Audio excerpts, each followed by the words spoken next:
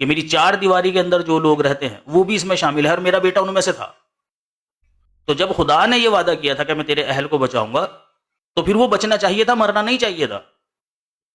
تو اسی لیے حضرت انہوں نے کہا اللہ تیرا وعدہ تو سچا ہے, تو وعدوں کا سچا ہے, تیرا وعدہ یہ تھا کہ میرے اہل کو بچائے گا, بیٹا ہی مر گیا ہے پیچھے جس سے نسل چلنی تھی آگے.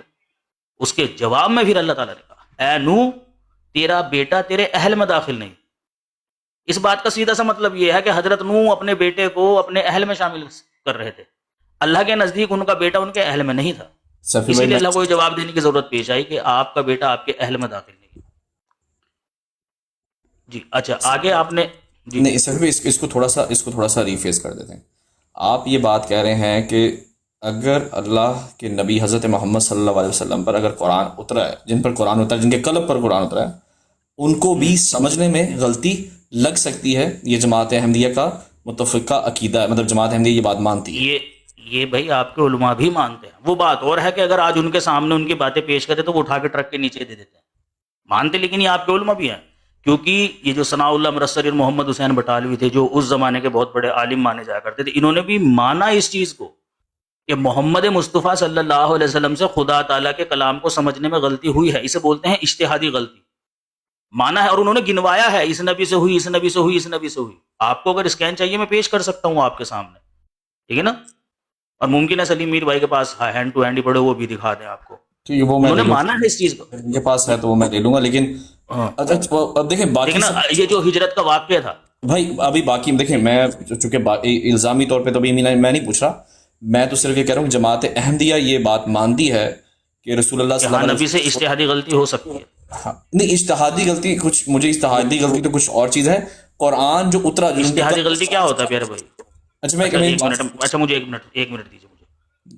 محمد صلی اللہ علیہ وسلم کو جب ہجرت کا حکم ہوا, جب خدا تعالیٰ نے آپ کو بذریعہ خواب وحی کر کے بتایا کہ آپ نے ہجرت کر لی ہے, تو محمد صلی اللہ علیہ وسلم کیا سمجھ رہے تھے کہ کہاں ہجرت ہونی ہے؟ بخاری کی حدیث میں پیش کر دوں گا آپ کے سامنے, خود رسول اللہ نے بتایا. نہیں میری بات سنیں, حدیثوں کے اوپر میں بات نہیں کر رہا. دیکھیں جو یہ کیا بات ہے بھائی؟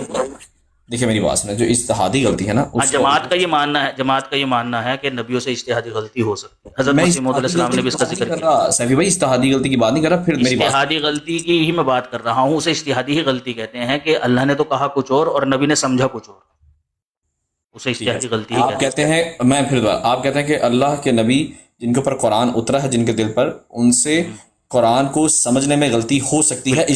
کلام اللہ کو سمجھنے میں غلطی ہو سکتی ہے, لیکن اللہ تعالیٰ تصحیح کر دیتا ہے. یہ بھی ہے, ٹھیک ہے, جیسے کہ محمد مصطفیٰ صلی اللہ علیہ وسلم کو توصیح بھی وحی کے ذریعے کرتا ہے نا, وہ اللہ تعالیٰ خود ظاہر کر دیتا ہے جیسے بھی اس کو کرنی ہوتی ہے, واقعات کے ذریعے سے یا پھر جس طرح سے بھی, وہ اللہ کے اوپر ڈیپینڈ کرتا ہے وہ کیسے اس چیز کو ظاہر کرے, وحی الہی سے کرے یا کیا نام اصل حالت اس کے سامنے لا کر پھر کر دے. جیسے محمد مصطفیٰ صلی اللہ علیہ وسلم نے جب ہجرت کر لی نا اور آپ یثرب پہنچ گئے, تو محمد صلی اللہ علیہ وسلم نے کہا کہ میں سمجھتا تھا وہ یمامہ ہے. یعنی اللہ تعالیٰ نے وہ جو ہجرت کا مقام مجھے دکھایا تھا نا, تو میں یہ سمجھتا تھا کہ وہ یمامہ ہے. یعنی آپ کچھ اور سمجھ رہے ہیں, لیکن اللہ کے علم میں وہ یثرب تھا, وہ یثرب ادھر سے ادھر ہونی تھی ہجرت, لیکن میں یہ سمجھ رہا تھا کہ ادھر ہونی ہے. ٹھیک ہے. اچھا ابھی آپ کا موقف بہت کلیئر ہو گیا. اب اسی بیس پر جو آپ نے ابھی یہ جو اسٹیٹمنٹ دی, اسی بیس پر ہم یہ کہہ سکتے ہیں کہ اگر مرزا صاحب کو جو قطعی الدلالہ آیات ہیں اگر اس کو سمجھنے میں غلطی لگی ہے تو اس میں بھی کوئی ایسی بڑی بات نہیں ہے, یہ بھی نارمل, کوئی ایسی بات نہیں ہے, وہ انسان ہی ہے. مرزا غلام احمد قادری علیہ السلام نے خود یہ بات کہی ہے, قرآن کریم میں بھی ہے کہ نبی جو ہوتا ہے نا وہ اپنی وحی کا ضامن ہوتا ہے.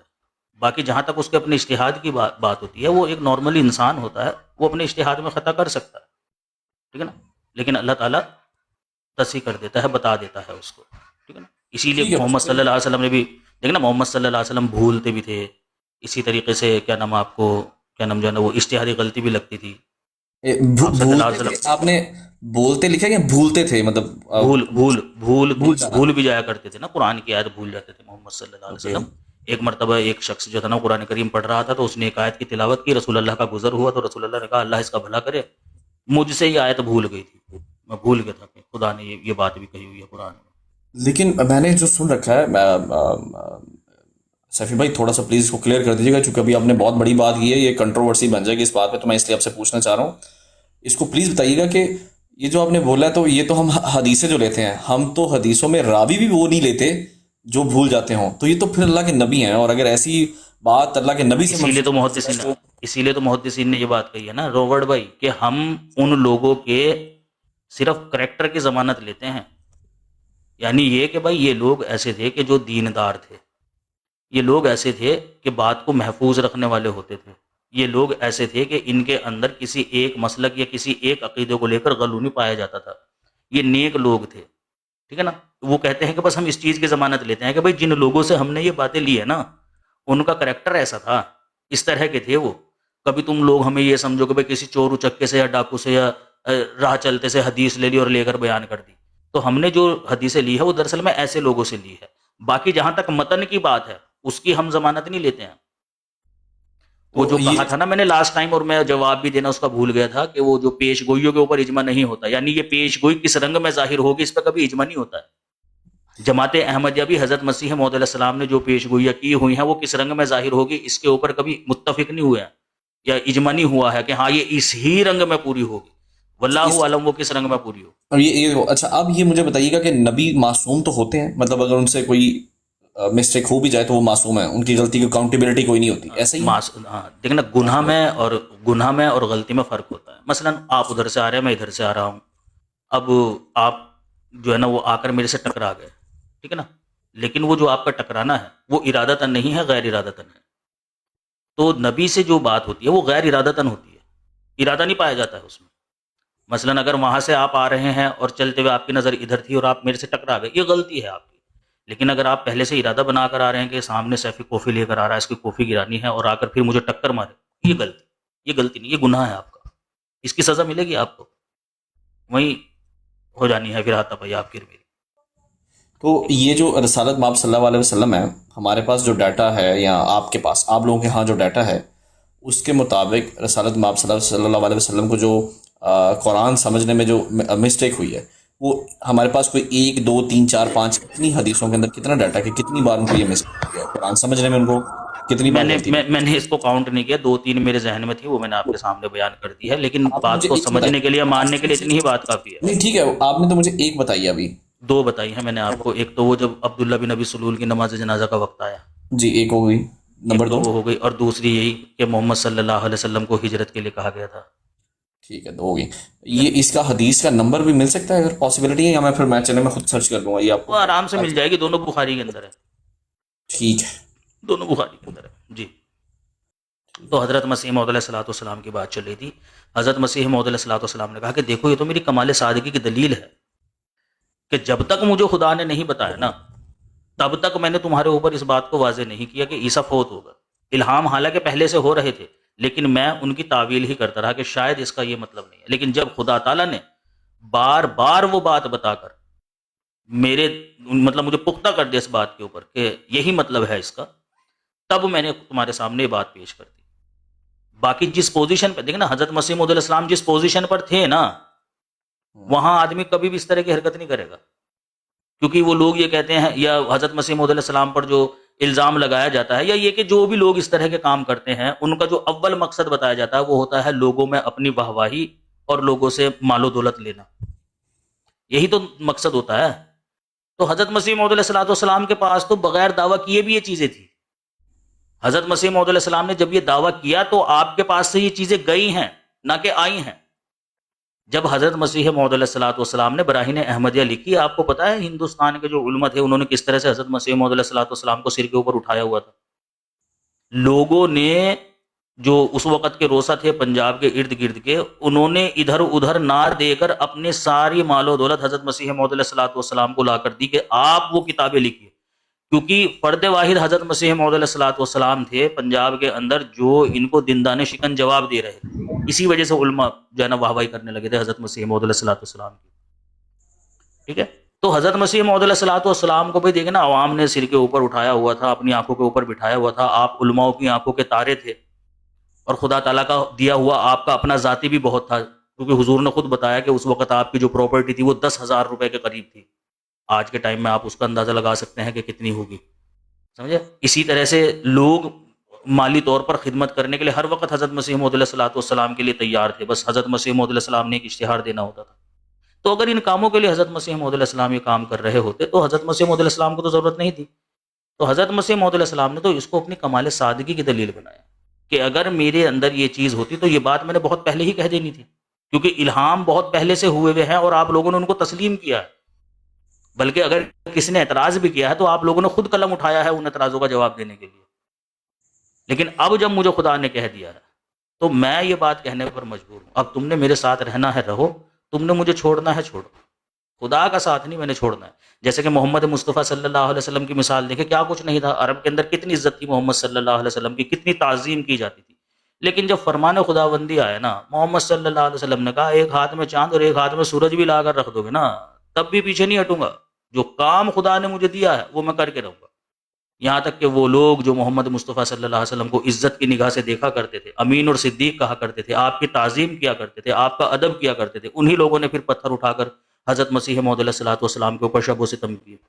یہی صورت حال حضرت مسیح موعود علیہ السلام کے ساتھ بھی. اچھا، اس میں تھوڑا کلیئر کر دیں کہ جب قرآن مجید فرقان حمید اللہ کے نبی کے دل پر اترا، اور اگر ان میں سے چند ایک دو چیزیں، جیسے آپ نے دو چیزوں کے بارے میں ذکر کیا، ان کو سمجھنے میں غلطی لگی، تو یہ بتا دیجئے کہ اپنی زندگی اور اپنی حیات میں ہی انہوں نے ساری چیزیں کلیریفائی کر دی تھی، مطلب جو مسٹیکس ہوئی تھی وہ ساری کی ساری کلیئر کر دی تھی انہوں نے، یا اس میں کچھ چیزیں بعد میں صحابہ نے کلیئر کی ہیں؟ دیکھیں، محمد مصطفیٰ صلی اللہ علیہ وسلم نے، کیونکہ محمد مصطفیٰ صلی اللہ علیہ وسلم کے تمام تر اقوال تو ہم تک پہنچے نہیں ہیں. یہ بات کسی محدث نے نہیں کہی ہے کہ محمد صلی اللہ علیہ وسلم نے جس قدر بھی باتیں بیان کی تھی وہ سب کی سب ہم تک پہنچ گئی، بلکہ ان میں سے چند پہنچی ہے، یا یہ کہ بہت کم پہنچی ہے، کیونکہ جنگیں وغیرہ ہوا کرتی تھی اور بے شمار صحابہ جو ہے وہ جنگوں کے اندر شہید ہوئے. نامعلوم محمد مصطفیٰ صلی اللہ علیہ وسلم سے انہوں نے کیا کیا باتیں سنی ہوگی، کیونکہ ہر وقت تک تو تمام صحابہ محمد صلی اللہ علیہ وسلم کے پاس نہیں رہا کرتے تھے. یا تو کچھ صحابہ محمد صلی اللہ علیہ وسلم کے پاس ہیں، یا پھر محمد صلی اللہ علیہ وسلم کچھ صحابہ کے پاس ہیں، اکثر کہیں اور ہیں، یا اکثر کے پاس ہیں تو کچھ کہیں اور ہیں، وہ سننے سے محروم رہ گئے. تو یہ کہنا کہ محمد مصطفیٰ صلی اللہ علیہ وسلم نے کیا نام ہمیں کیا کیا باتیں بتائی ہیں اور کن کن باتوں کی کیا کیا اصلاح کی ہے، اس کے بارے میں ہم نہیں بتا سکتے، کیونکہ محمد صلی اللہ علیہ وسلم کے تمام تر اقوال ہم تک نہیں پہنچے. جی ٹھیک ہے، تو یہ بات اب ہم یہ بات یہاں نہیں کہہ سکتے کہ رسول اللہ صلی اللہ علیہ وسلم تک جتنی جو قرآن کی جو آیات اتری ان سب کا انہوں نے اس کو ریکٹیفائی کر کے ہم تک پہنچا دیا یا نہیں پہنچا دیا، یہ بات ہم میک شورٹی کے ساتھ نہیں کہہ سکتے. یہی تو وجہ ہے کہ محمد صلی اللہ علیہ وسلم کے اقوال میں جو ہم تک پہنچے ہیں ان میں ہر ایک حدیث کی ہر ایک آیت کی ہمیں جو ہے نا وہ تفسیر رسول اللہ سے نہیں ملتی. اگر ایسا ہوتا تو دنیا میں ایک ہی تفسیر ہوتی جسے کہتے ہیں تفسیر محمد صلی اللہ علیہ وسلم. یہ تو ہمارا ہے، یہ تو ہم تک پہنچنا ہے، لیکن اللہ کے نبی نے خود بائی اٹس آن سیلف تمام آیات کی تفسیر اور ہر چیز کمپلیٹلی بیان کر دی. میں نہیں کہہ سکتا اس کے بارے میں، کیونکہ مجھے کیا پتا. محمد مصطفیٰ دیکھیں نا، محمد مصطفیٰ صلی اللہ علیہ وسلم اپنے علاقے سے، اپنی زبان سے بہت زیادہ، یا یہ کہ ہم سے تو کئی اربوں خربوں گنا زیادہ جو ہے نا وہ واقفیت رکھتے تھے. تو رسول اللہ کس بات کو واضح کرنا مناسب سمجھ رہے ہیں، کس بات کے متعلق محمد صلی اللہ علیہ وسلم نے یہ سوچا ہے کہ نہیں یہ چیز ان کو بغیر وضاحت کے ہی سمجھ میں آ گئی ہوگی کیونکہ یہ چیز ہمارے معاشرے کے اندر ہے، یہ میں نہیں بتا سکتا اس کے بارے میں. سمجھ رہے ہیں نا آپ بات؟ ٹھیک ہے، مطلب اب جس کا ڈیٹا نہیں ہے، آپ کے پاس نالج نہیں ہے، تو اس کو آپ نالج نہیں تو کیا میں اس کے اوپر کہوں. مجھے کیا پتا محمد صلی اللہ علیہ وسلم نے تمام اب دیکھیں نا، قل اللہ احد. اب آپ کو کیا لگتا ہے محمد صلی اللہ علیہ وسلم ان کو یہ بتا رہے ہوگے احد ایک کو کہتے ہیں، اور قل کا مطلب ہے کہ مجھے حکم دیا جا رہا ہے، یہ تو نہیں رسول اللہ بتا رہے ہوگے. تو قرآن کریم کی آیات میں کتنی باتیں ایسی ہیں جنہیں محمد مصطفیٰ صلی اللہ علیہ وسلم نے بتایا ہے صحابہ کو، اور پھر صحابہ کے ذریعے سے ہم تک پہنچی ہے، اور کتنی ایسی ہیں جن کی تفسیر ہم تک نہیں پہنچی، اور کتنی ایسی ہیں جن کی تفسیر محمد صلی اللہ علیہ وسلم نے کی ہی نہیں. یہ میں تو کیا کوئی بھی نہیں بتا سکتا، کوئی بھی نہیں بتا سکتا. ممکن ہے محمد صلی اللہ علیہ وسلم نے ایک آیت کی تفسیر ایک صحابی کو بتائی ہو اور جنگ میں وہ صحابی گیا ہو اور وہ وہیں شہید ہو گیا ہو. لیکن ہم یہ بات تو کہہ سکتے ہیں نا کہ ان پر قرآن پورا ریویل ہوا، اور ان کو جو بھی ان کو سمجھ نہیں لگی جن آیات کی، ان کو بھی سمجھا دیا ہوگا. مطلب قرآن پورا اللہ کے نبی کو سمجھا تو دیا گیا ہوگا، یہ بات تو ہم کہہ سکتے ہیں. ہاں، محمد مصطفیٰ صلی اللہ علیہ وسلم کو تو سمجھایا گیا، لیکن جہاں تک بات سمجھنے کی ہے کہ بھئی بعض آیت کو آپ نے سمجھنے میں غلطی کی تو تصحیح کی پھر خدا تعالیٰ نے، تو سب کی توصیح ہوگی نا. یہ تو ہم کہہ سکتے ہیں کہ جتنی بھی جتنی آیات ہوں گی یا پھر ان کی تصحیح کی ہوگی محمد صلی اللہ علیہ وسلم، یہ بتایا ہوگا. اچھا، اب میں یہ پوچھتا ہوں، ان آیات میں ان آیات میں اللہ کے نبی نے جو حضرت عیسیٰ علیہ السلام کے وفات کی آیات ہیں ان کی بھی تصحیح ہوئی ہوگی. مطلب وہ بھی اگر نہیں پتہ یا پتہ مجھے نہیں پتا، مطلب ان کو یہ بات تو کنفرم ہوگی کہ اللہ کے نبی کو یہ پتہ چل گیا ہوگا کہ حضرت عیسیٰ علیہ السلام وفات پا گئے ہیں، قطعی دلالہ آیات جو موجود ہیں. تو یہاں تک آپ مجھ سے ایگری کرتے ہیں؟ محمد مصطفیٰ صلی اللہ علیہ وسلم نے تو یہ بات نجران کے وفد کے سامنے ہی کہہ دی تھی. جب نجران کا وفد محمد صلی اللہ علیہ وسلم کے پاس آیا، مدینہ میں جو مناظرہ ہوا تھا، یہ پتہ ہے نا اس کے بارے میں آپ کو؟ ٹھیک ہے، وہ صحیح ہے، مطلب ان کو پتہ تھی. تو رسول اللہ نے تو اسی وقت کہہ دیتا کہ عیسیٰ کو فنا آ گئی. ٹھیک ہے. اچھا، اب یہ آہستہ آہستہ سلولی یہ ٹرینڈ بنا اور حضرت عیسیٰ علیہ السلام کی حیات کا عقیدہ لوگوں کے اندر داخل ہونا شروع ہو گیا. اب مرزا غلام احمد صاحب آتے ہیں اور ان پر کچھ عرصہ 13 سال تک ان کے دعویٰ جات کا جو ٹنیور ہے اس میں 13 سال غالباً 12 سال ایگزیکٹلی مجھے نہیں پتا، لیکن اتنا ہی بتاتے ہیں 13 سال 12 سال. اس میں اب ان کو ریویل ہوا، اللہ تعالیٰ نے بتایا کہ اب جو ہے اس میں کہ یہ جو حضرت عیسیٰ علیہ السلام ہے وہ وفات پا چکے ہیں. تو اب چونکہ مرزا صاحب تو معصوم ہیں اور اگر ان کو یہ بات نہیں پتا تو ان پر تو کوئی ایسی پرابلم نہیں ہے، لیکن مرزا صاحب سے پہلے کے جو لوگ ہیں جو ایک روایتی ٹرینڈ چل رہا تھا، کیا ان پر بھی وہ کفر کا مطلب، کیونکہ بہت بڑا آسمان کے نیچے سب سے ایسا کفر ہے جو کہ تمام جو ہے نیکیاں کھا جاتا ہے، تو وہ جو پہلے والے لوگ تھے ان سب کی نیکیاں کھائی گئی، مطلب وہ سب کے سب کفر پر مرے، وہ جتنے انہوں نے حضرت عیسیٰ کی حیات کا عقیدہ رکھ کے وفات پائی. ان کے بارے میں ان کے متعلق حضرت مسیح موعود علیہ السلام نے کہا ہے کہ بھائی وہ لوگ اس فتوے کی زد میں نہیں آتے ہیں، ان کا معاملہ خدا تعالیٰ کے ساتھ ہے، کیونکہ وہ علم آنے سے پہلے فوت ہو چکے ہیں.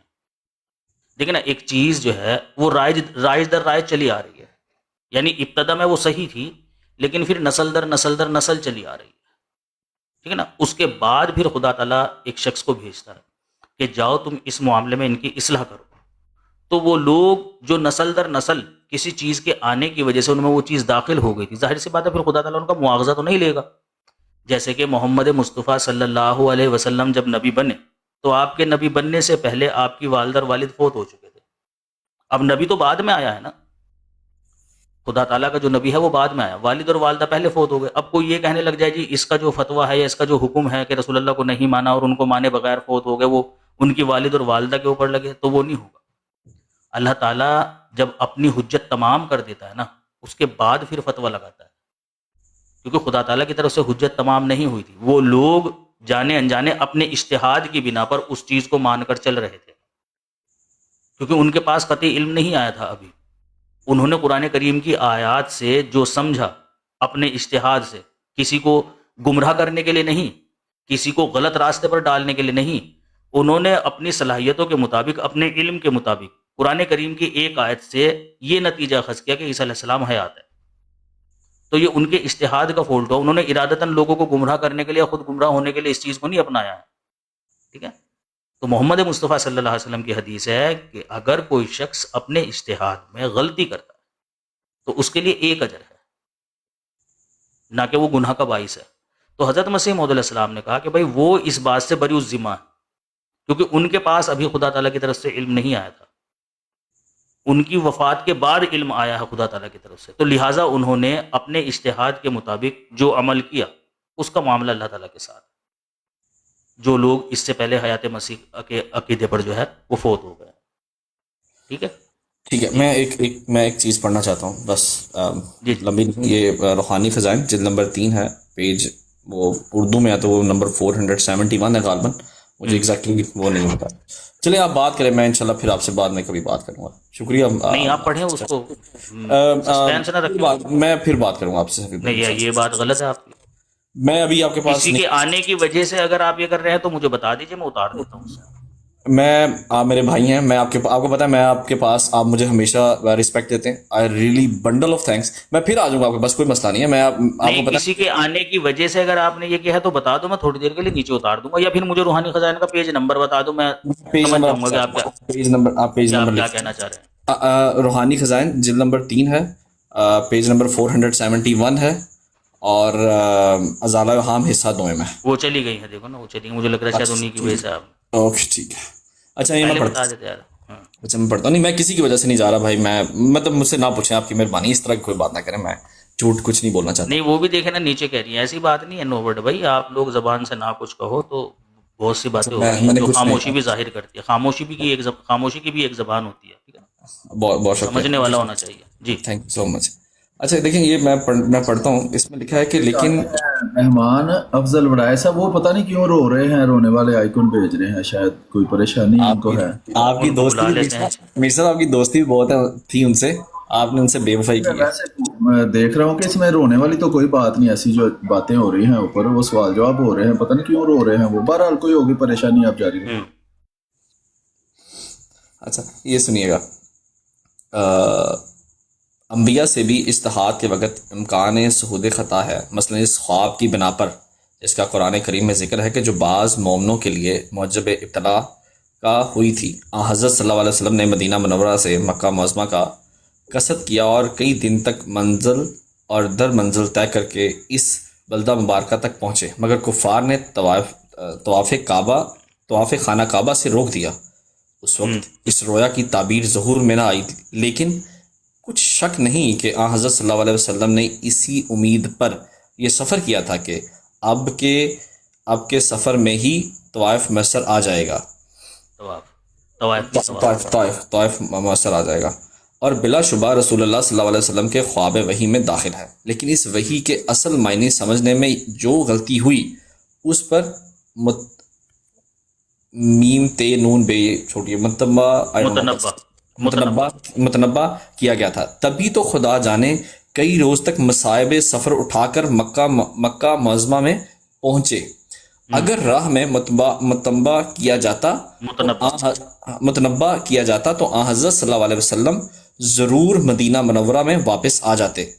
پھر جب حضرت صلی اللہ علیہ وسلم کی بیویوں نے آپ کے روبرو ہاتھ ناپنے شروع کیے تھے تو آپ کو اس غلطی پر متنبع نہیں کیا گیا یہاں تک کہ آپ فوت ہو گئے.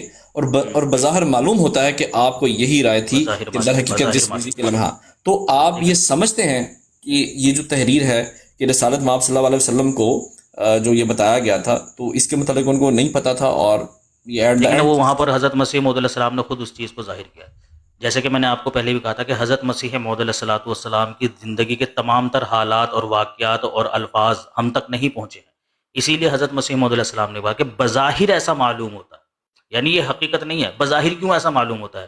کیونکہ محمد مصطفیٰ صلی اللہ علیہ وسلم نے اپنے اس قول یا اپنی اس بات کے متعلق تصریح کر دی تھی، ایسا کہیں ثابت نہیں ہے. تو بظاہر پھر ایسا ہی معلوم ہوتا ہے، کیونکہ اگر کر دی تھی، اگر کوئی کہے کہ نہیں رسول اللہ نے بتا دیا تھا تو لاؤ دلیل. تو بظاہر تو یہی ماننا پڑے گا کہ متنبع نہیں ہوا تھا. لیکن ایمان کا حصہ کیا ہے؟ ایمان کا حصہ یہ ہے کہ حضرت مسیح موعود علیہ السلام نے کہا کہ اجتہادی جو غلطی ہے وہ انبیاء علیہ السلام سے ہو جاتی ہے، لیکن خدا تعالیٰ انہیں اس پر قائم نہیں رکھتا. یہ ایمان ہے. خود حضرت مسیح موعود علیہ السلام کی تحریر ہے، کہیں گے تو آپ نے حوالہ دیا. انٹرپریٹیشن انہوں نے پیش کر دیا، لیکن یہ میں صرف ایک کی بات کر رہا ہوں جس کو مرزا غلام احمد صاحب نے خود لکھا ہے.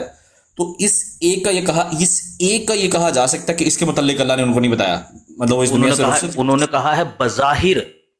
بھائی دیکھیں نا، ہمارے پاس جتنی باتیں ہیں بظاہر معلوم ہے. بظاہر ایسا معلوم ہو رہا، بظاہر معلوم کہتے تھے نا بھائی، ایسے کہتے ہیں نا بھائی بظاہر تو تضاد معلوم ہو رہا ہے، لیکن حقیقت یہ نہیں ہے، لیکن بظاہر ایسا ہی معلوم ہو رہا ہے. مطلب اس کے اوپر 100% شورٹی نہیں دی جا سکتی. کس کے اوپر 100% شورٹی نہیں دی جا سکتی؟ بظاہر جب ہم بظاہر کا ورڈ استعمال کریں گے، بظاہر الفاظ ہونے کا یہ مطلب ہوتا ہے کہ ظاہراً بات ایسی ہی ہو لیکن باطناً ویسی نہ ہو. ٹھیک ہے، کہ ظاہراً تو بات ایسی ہی ہے ٹھیک ہے، لیکن باطنی طور پر ویسی نہیں ہے. لیکن ایک نظر میں اگر دیکھو تو بظاہر ایسا ہی معلوم ہوتا ہے کہ حقیقت یہی ہے، لیکن حقیقت یہ نہیں ہے. ہاں لیکن وہ دیکھیں نا، ہم جب کہتے ہیں بظاہر معلوم ہوتا ہے کہ آپ کی یہی رائے تھی کہ در حقیقت جس بیوی کے بظاہر معلوم ہوتا ہے، یہ حقیقتاً تو نہیں کہا انہوں نے. دیکھنا ظاہر اور باطن، یعنی جو مخفی بات ہے اس سے نہیں یہ ظاہر ہو رہا ہے، جو دکھ رہا ہے اس سے یہ ظاہر ہو رہا ہے. پھر در حقیقت اور بظاہر کو آپ کیسے در حقیقت دیکھیں نا، بظاہر کے اندر یہ ہوتا ہے جو چیز نظر آ رہی ہوتی ہے، تو جو چیز نظر آ رہی ہوتی ہے وہ ضروری نہیں ہے کہ وہی ہو. سمجھ رہے؟ جیسے کہ اللہ کی رسی کو مضبوطی سے پکڑو، اب بظاہر تو یہی نظر آ رہا ہے کہ بھائی اللہ کی کوئی رسی ہے. بھائی الفاظ سے تو یہی ظاہر ہو رہا ہے نا کہ اللہ کی کوئی رسی ہے. نہیں وہ تو ٹھیک ہے، ہاں لیکن حقیقت وہ نہیں ہے، وہ تو میٹافوریکل ہے. یہی نا، ہاں تو میٹافوریکل ہے. تو اسی طریقے سے اچھا ایک منٹ سیفی بھائی، ایک منٹ دیکھیں، میں اسٹیٹمنٹ کمپلیٹ کرتا ہوں. جی بظاہر معلوم ہوتا ہے کہ آپ کی یہی رائے تھی کہ در حقیقت جس بیوی کے لمبے ہاتھ ہیں وہی سب سے پہلے فوت ہوگی، اسی وجہ سے باوجود آپ کے روبرو باہم ہاتھ ناپے گئے مگر آپ نے منع نہ فرمایا. منع. تو اب یہ بات جو اس کی انٹرپریٹیشن ہے، کیا مرزا غلام احمد سے پہلے یہی انٹرپریٹیشن کسی محدث نے لکھی ہے؟ ویسے مطلب جیسے الزامی جواب کے طور پر آپ سمجھ لیں. کون سی انٹرپریٹیشن؟ مطلب یہی کہ بظاہر ایسے ہی معلوم ہو رہا تھا. ہاں مطلب کہ یہ کہ اس یہ کو ضروری یہ تو کوئی ضروری نہیں ہے کہ آپ ایک چیز کو ایک چیز پیش کر کے ایک نتیجہ دنیا کے سامنے ظاہر کرنا چاہ رہے ہیں. اب بتائیے کہ میں مرزا غلام احمد قادیانی علیہ الصلوۃ والسلام کے اوپر یہ جو حضرت مسیح موعود علیہ السلام یہاں جواب دے رہے ہیں وہ اجتہادی غلطی کی بنا پر دے رہے ہیں کہ بھائی انبیاء علیہم الصلوۃ والسلام سے بات کو سمجھنے میں غلطی ہو جاتی ہے. آپ مجھے بتائیے جی پہلے کس کے اوپر اعتراض کیا ہے کہ بھائی تو اللہ تعالیٰ کی یہ وہی سمجھنے میں غلطی کر گیا ہے؟ بھئی حضرت مسیح موعود علیہ الصلوۃ والسلام کے اوپر جب یہ الزام لگا تب حضرت مسیح موعود علیہ السلام نے یہ بات کہی نا. حضرت مسیح موعود علیہ الصلوۃ والسلام کے جب تو اوپر الزام نہیں لگا تھا تو کون سا حضرت مسیح موعود علیہ السلام یہ بات بتا رہے تھے؟ تو حضرت مسیح موعود علیہ السلام نے یہ بات تبھی بتائی. دیکھیں نا، جب آپ کسی کو سر کے درد کی دوائی کب دیں گے؟ جب کوئی آپ سے آ کر کہے گا کہ بھائی سر میں درد ہو رہا ہے. ٹھیک ہے نا. اسی طریقے سے مرزا غلام احمد قادیانی علیہ الصلوۃ والسلام کی وحیوں کے اوپر جب لوگوں نے یہ اعتراض کرنا شروع کیا کہ بھئی آپ نے تو پہلے وہ بات کہی تھی پھر آپ یہ کہنے لگ گئے، تو اس پر حضرت مسیح موعود علیہ السلام نے یہ بات کہی کہ بھئی دیکھو اجتہادی غلطی جو ہوتی ہے وہ نبیوں سے ہو جاتی ہے. پھر حضرت مسیح موعود علیہ السلام نے اس کی مثال پیش کری کہ یہ اس کی مثال ہے کہ نبیوں سے اجتہادی غلطیاں ہوئی ہیں. ٹھیک ہے نا. اور یہ والی پھر حضرت مسیح موعود علیہ السلام نے یہ جو لمبے ہاتھ ناپنے والی پیش گوئی ہے اس کو بھی بیان کیا کہ دیکھو ٹھیک ہے. محمد صلی اللہ علیہ وسلم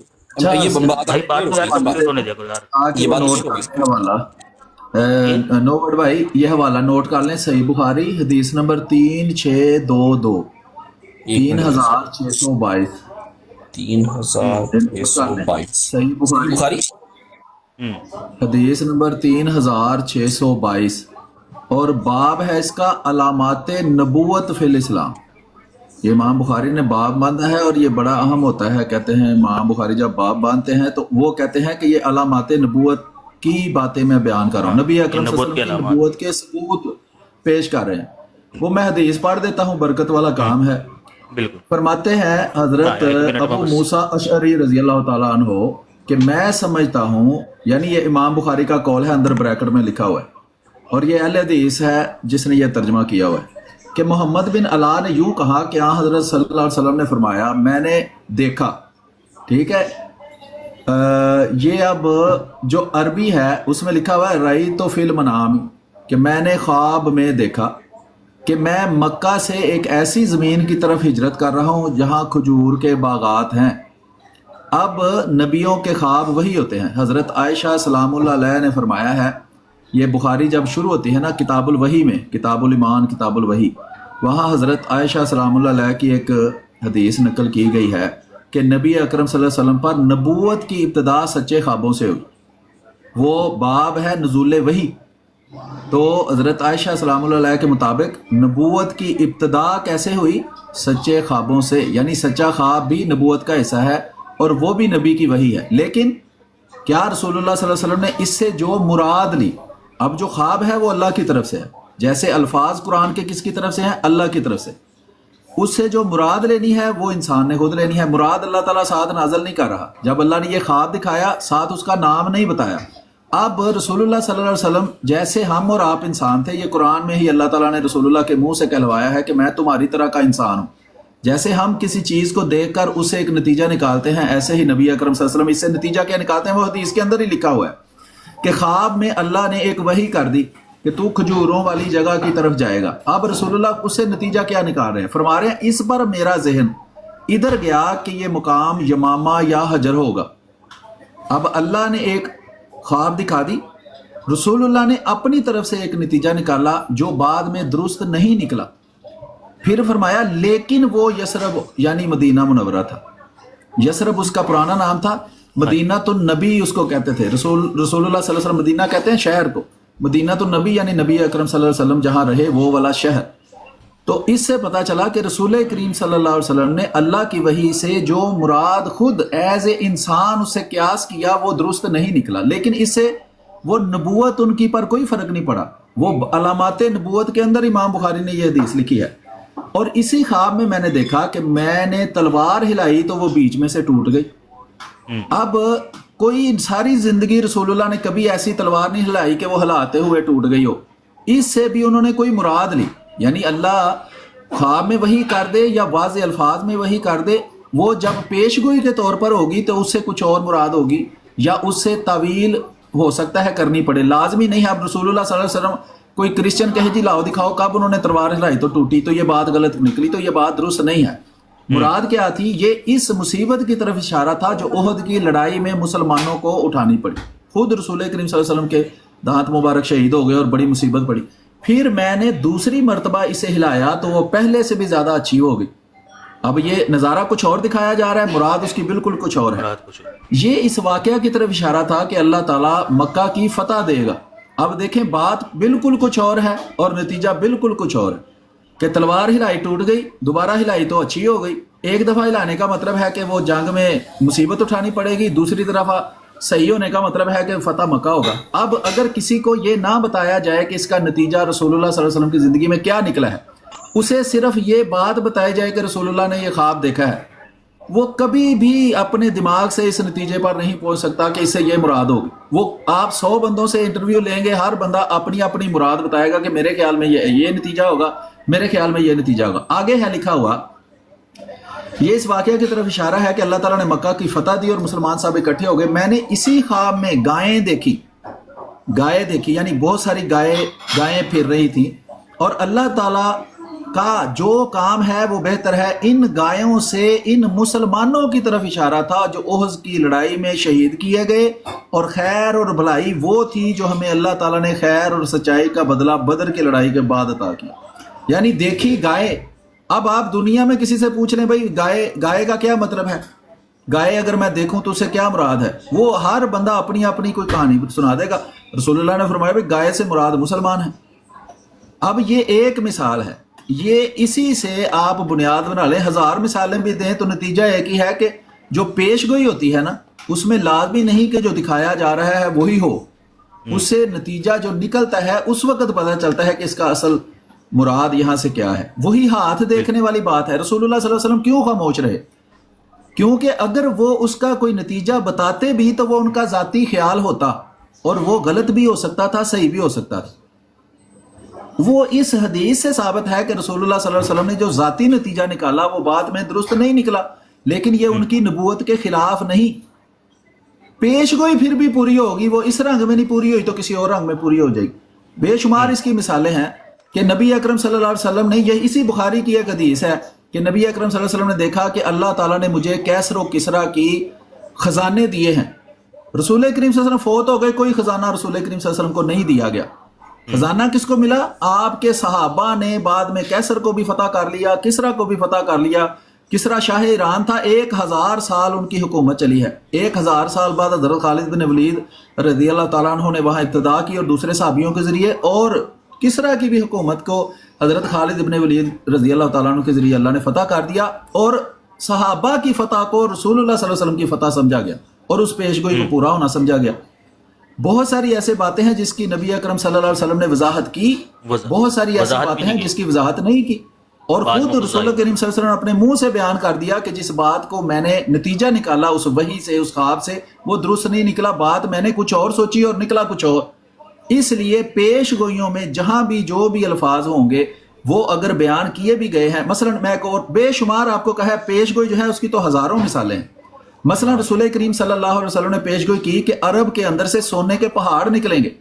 اب سائنس نے، ٹیکنالوجی نے اتنی ترقی کر لی ہوئی ہے کہ ان کو زمین کے اندر سینٹر تک بھی پتا ہے کہ اس کے اندر کیا ہے، اس میں کوئی سونے کے پہاڑ عرب میں نہیں ہے۔ یہ علماء نے کہا کہ یہ جو تیل یہاں سے نکلا ہے نا، یہ اصل میں سونا ہے، کیونکہ سونے سے مراد دولت ہے۔ جیسے دیکھیں گائے سے کیا مراد لی؟ مسلمان۔ تلوار ٹوٹنے سے کیا مراد لی؟ جنگ میں شکست یا جنگ میں نقصان اٹھانا۔ تلوار صحیح ہونے سے کیا مراد لی؟ جنگ میں فتح ہونا۔ تو اسی طرح سونے، چونکہ دولت کی وہ نشانی تھی، پرانے زمانے میں سکے بھی سونے کے ہوتے تھے اور یہ کاغذ کا سکہ نہیں ہوتا تھا، تو سونے سے مراد دولت ہے۔ چونکہ تیل نکلا ہے اور اس سے بے انتہا دولت عربوں کے پاس آئی ہے، تو رسول اللہ صلی اللہ علیہ وسلم کی وہ پیشگوئی بھی پوری ہوگی۔ اس طرح کی بے شمار مثالیں۔ بلیک گولڈ بھی وہ کسی نے لکھا ہے، بات ٹھیک ہے، بلیک گولڈ بھی اسے کہتے ہیں۔ بہرحال سونا دولت کی نشانی. اس کی بے شمار مثالیں دی جا سکتی ہیں. یہ عرب میں سونا نکلے گا، یہ حدیث نمبر بتا دیں گے ذرا مجھے؟ میں آپ کو اس کا ریفرنس بھیج دوں گا، ابھی میرے سامنے نہیں ہے لیکن مجھے پتا ہے یہ بھی حدیث ہے، اور کافی ساری اور حدیثیں بھی اس طرح کی موجود ہیں. میں نے آپ کو ایک صحابی گزرے تھے، رسول اللہ نے کہا کہ تم میں سے جو آخر میں مرا وہ آگ میں. چلو وہ مطلب ایک نہیں ہے، اس کی بے شمار مثالیں کہ جو پیش گوئی ہے وہ کسی اور رنگ میں. مثلا ایک اور اس کی میں آپ کو مثال دیتا ہوں سمجھانے کے لیے کہ نبی اکرم صلی اللہ علیہ وسلم کے بارے میں جب کرسچنوں سے یا یہودیوں سے ہم گفتگو کرتے ہیں تو انہیں ہم کہتے ہیں کہ بائبل کے اندر رسول کریم صلی اللہ علیہ وسلم کی پیش گوئیاں موجود ہیں.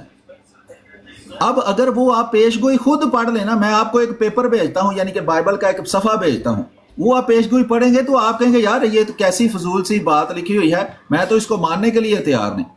مثلا وہ ایک عورت کا قصہ ہے کہ وہ اپنے کپڑے اتار کر اپنے دوست کا انتظار کرتی ہے اور پھرتی ہے اور انتظار کرتی ہے، اس میں لفظ محمد ایم لکھا ہوا ہے اور اس کو مسلمان مانتے ہیں کہ یہ محمد ایم رسول کریم صلی اللہ علیہ وسلم کی پیش گوئی ہے، یہ رسول کریم صلی اللہ علیہ وسلم کا نام ہے. تو پیش گوئیوں کے اندر ہمیشہ ایسے رنگ ہوتا ہے کہ اس کو ڈائریکٹ اگر کسی عام جس کا پہلے سے کوئی عقیدہ نہ ہو اس کو دکھایا جائے تو کبھی نہیں سمجھ سکتا کہ اسے کیا مراد ہوگی.